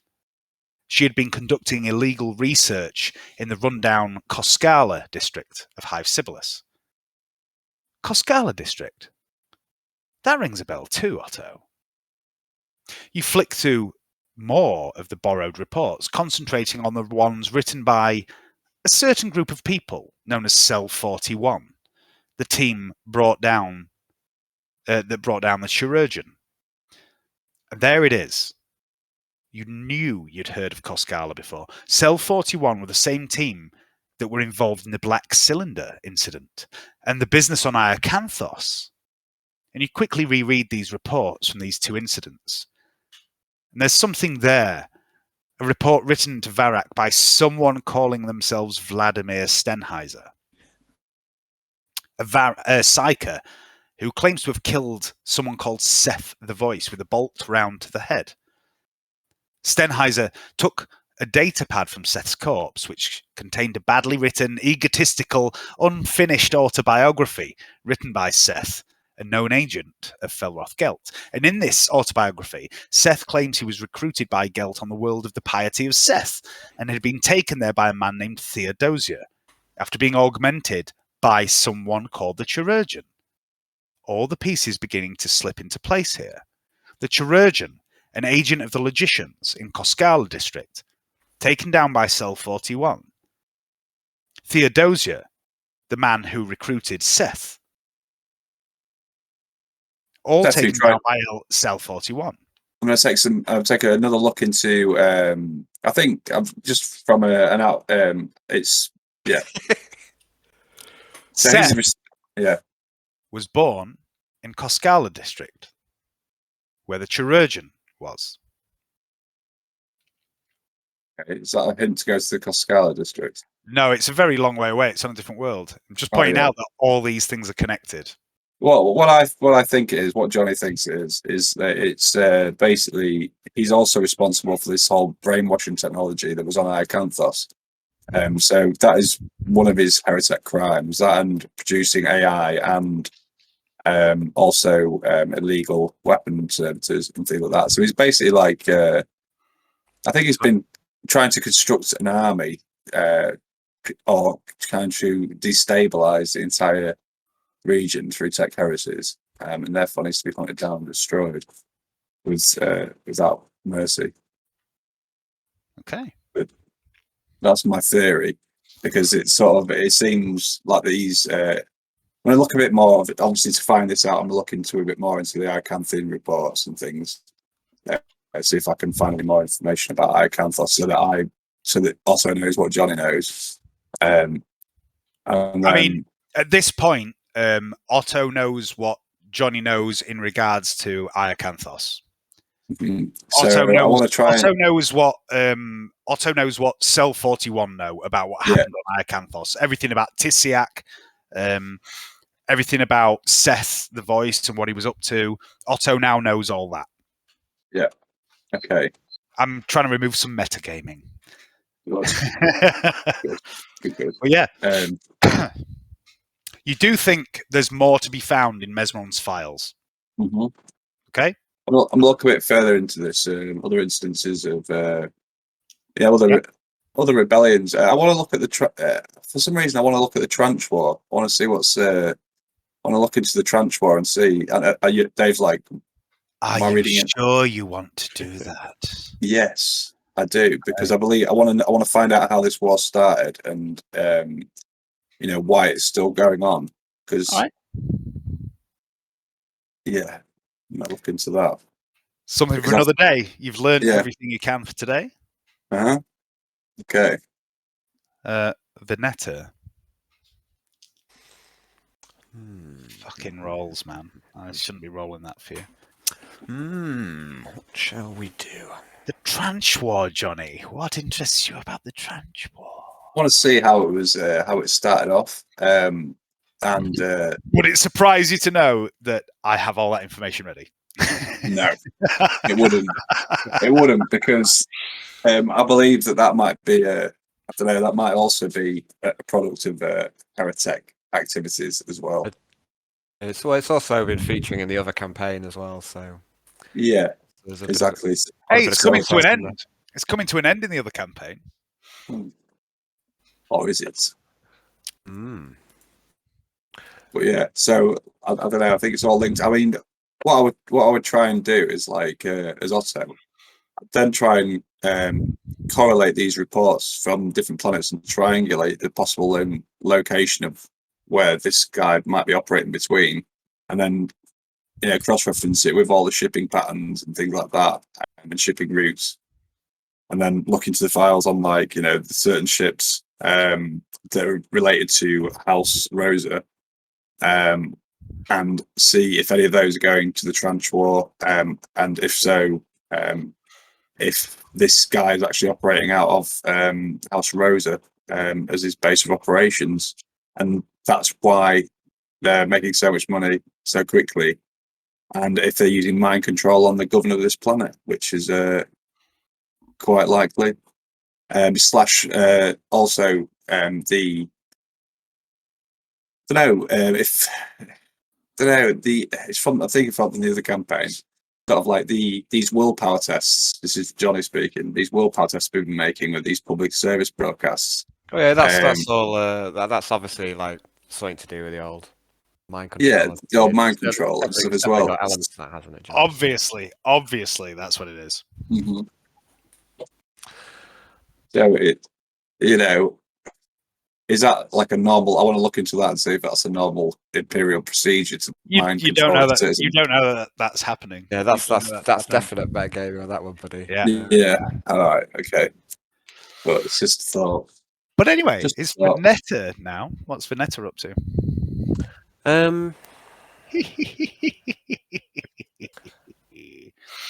Off in a random direction. Dave's like, yes, he's lost the scent. He's gone off on a tangent. Who's got the darkest heresy?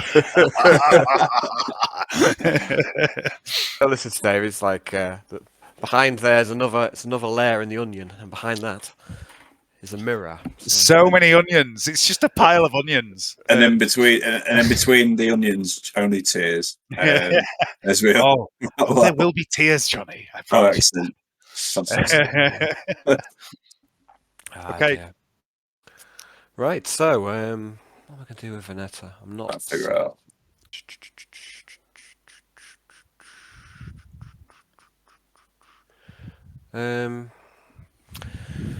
Right, so still got some... I'm just trying to think about doing a bit of crafting of some of the characters with poorer gear.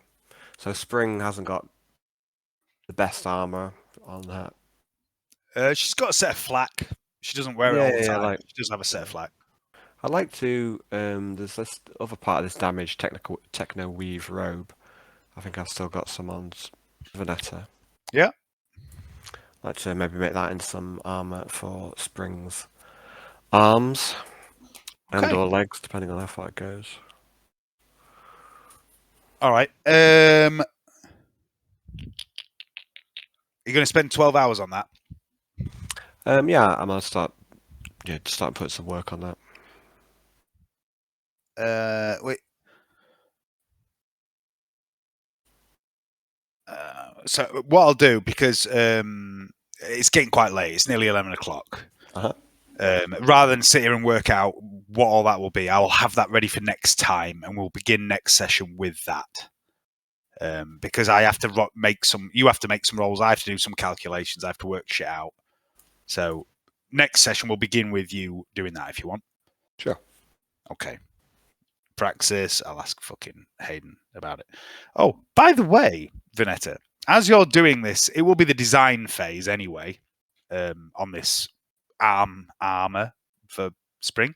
Yeah, for arms and for legs if there's enough. As you happen to be, you've no idea, I swear this is a coincidence. But as you're designing this armor, Spring wanders into the workshop. And she wanders over to the stolen Cargo 6 truck and she pats it fondly. She says, "You all right, V?" Oh, remind me, Dave. What did I blow up the other week? What did you blow up? Yeah.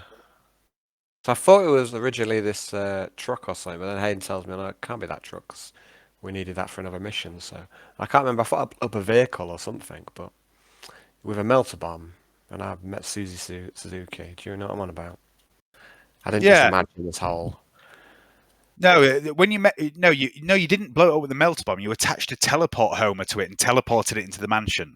Oh right, is that right? Okay. Yes. I thought I blew something up, so I must have got totally mixed up there. Sorry. That's how the vehicles have been getting in and out of the mansion all the time because there's no obvious entrance besides the door. I see. Basically, Les and Vanetta have got access to a certain number of teleport homers that they can attach to the vehicles and teleport them in and out. And that's why whenever you've turned up somewhere, you've never teleported in. Everyone's always got out the vehicle before the vehicle's teleported in because certain people in the mansion are terrified of teleporting. And they're all a bit paranoid about it. Gladstock's got a bit of a Yeah. Cheers for clearing that up for me. Okay. Yeah. Okay. So she says, "You all right, V?" Yeah, not too bad. Not too bad. You Keeping busy. You were recovered from your little night out then? Yeah. I'm feeling a lot healthier since I met someone in the carny. Some old woman.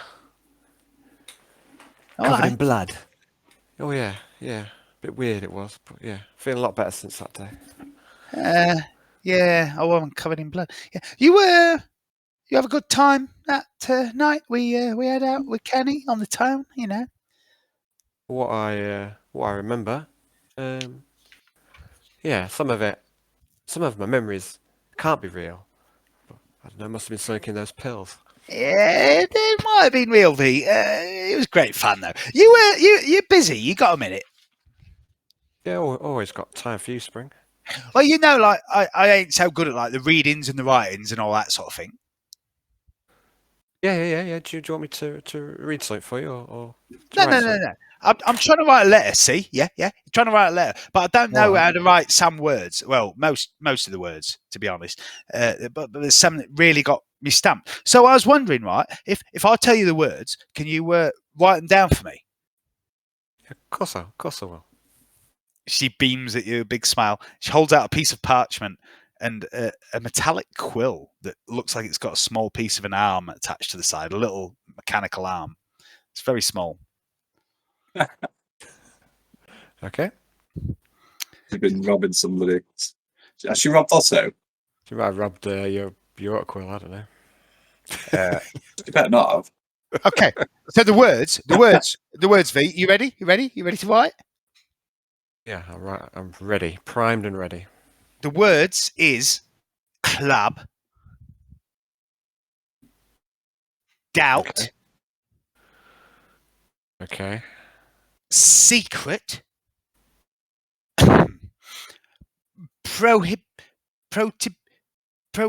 not allowed, Right. eyes, high, author, like when he's thinking, Right, you are. pull, crime, spring. Is this a letter to anyone in particular? I mean, I wouldn't think too much about it. I mean, it's a private matter. Thanks. Okay. I'll do as she asks. Okay. She takes the parchment from you when you're finished and the quill. She says, "Thanks, V," and she runs off. Nothing could possibly go wrong. What's Trantier up to today, Johnny? Today Trantier is going to go and do some socialising. I think she's going to spend some time with Siegfried. I think and they're going to do some weapon practice. Weapon practice, eh? Yes, weapon practice. Okay, so do you want to split it? 4 hours social, 4 hours weapon practice? Yeah. Or- Yeah. All right. Give me a charm test. Sorry, a fellowship test for. I keep saying that, and you can't fucking do it. I'm going to do that for Trantier. That's not Trantier. That's something totally different. Trantier. Trauma. Midkiff. Where are you?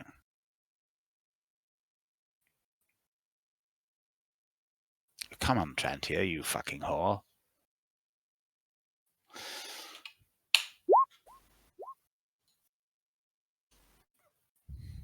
All right. And a few hours weapon practice. Okay. What sort of weapon would you like to practice with Trantier? You've seen Trantier fight. Yeah. She generally uses a sword. Yeah, sword play, I think. Yeah. Is the order of the day? Spring is not available today. Okay.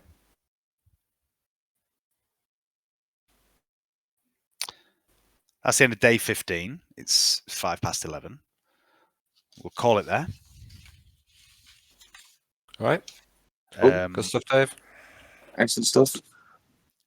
It might not seem the most exciting, but what's happening here is we're building things for the future.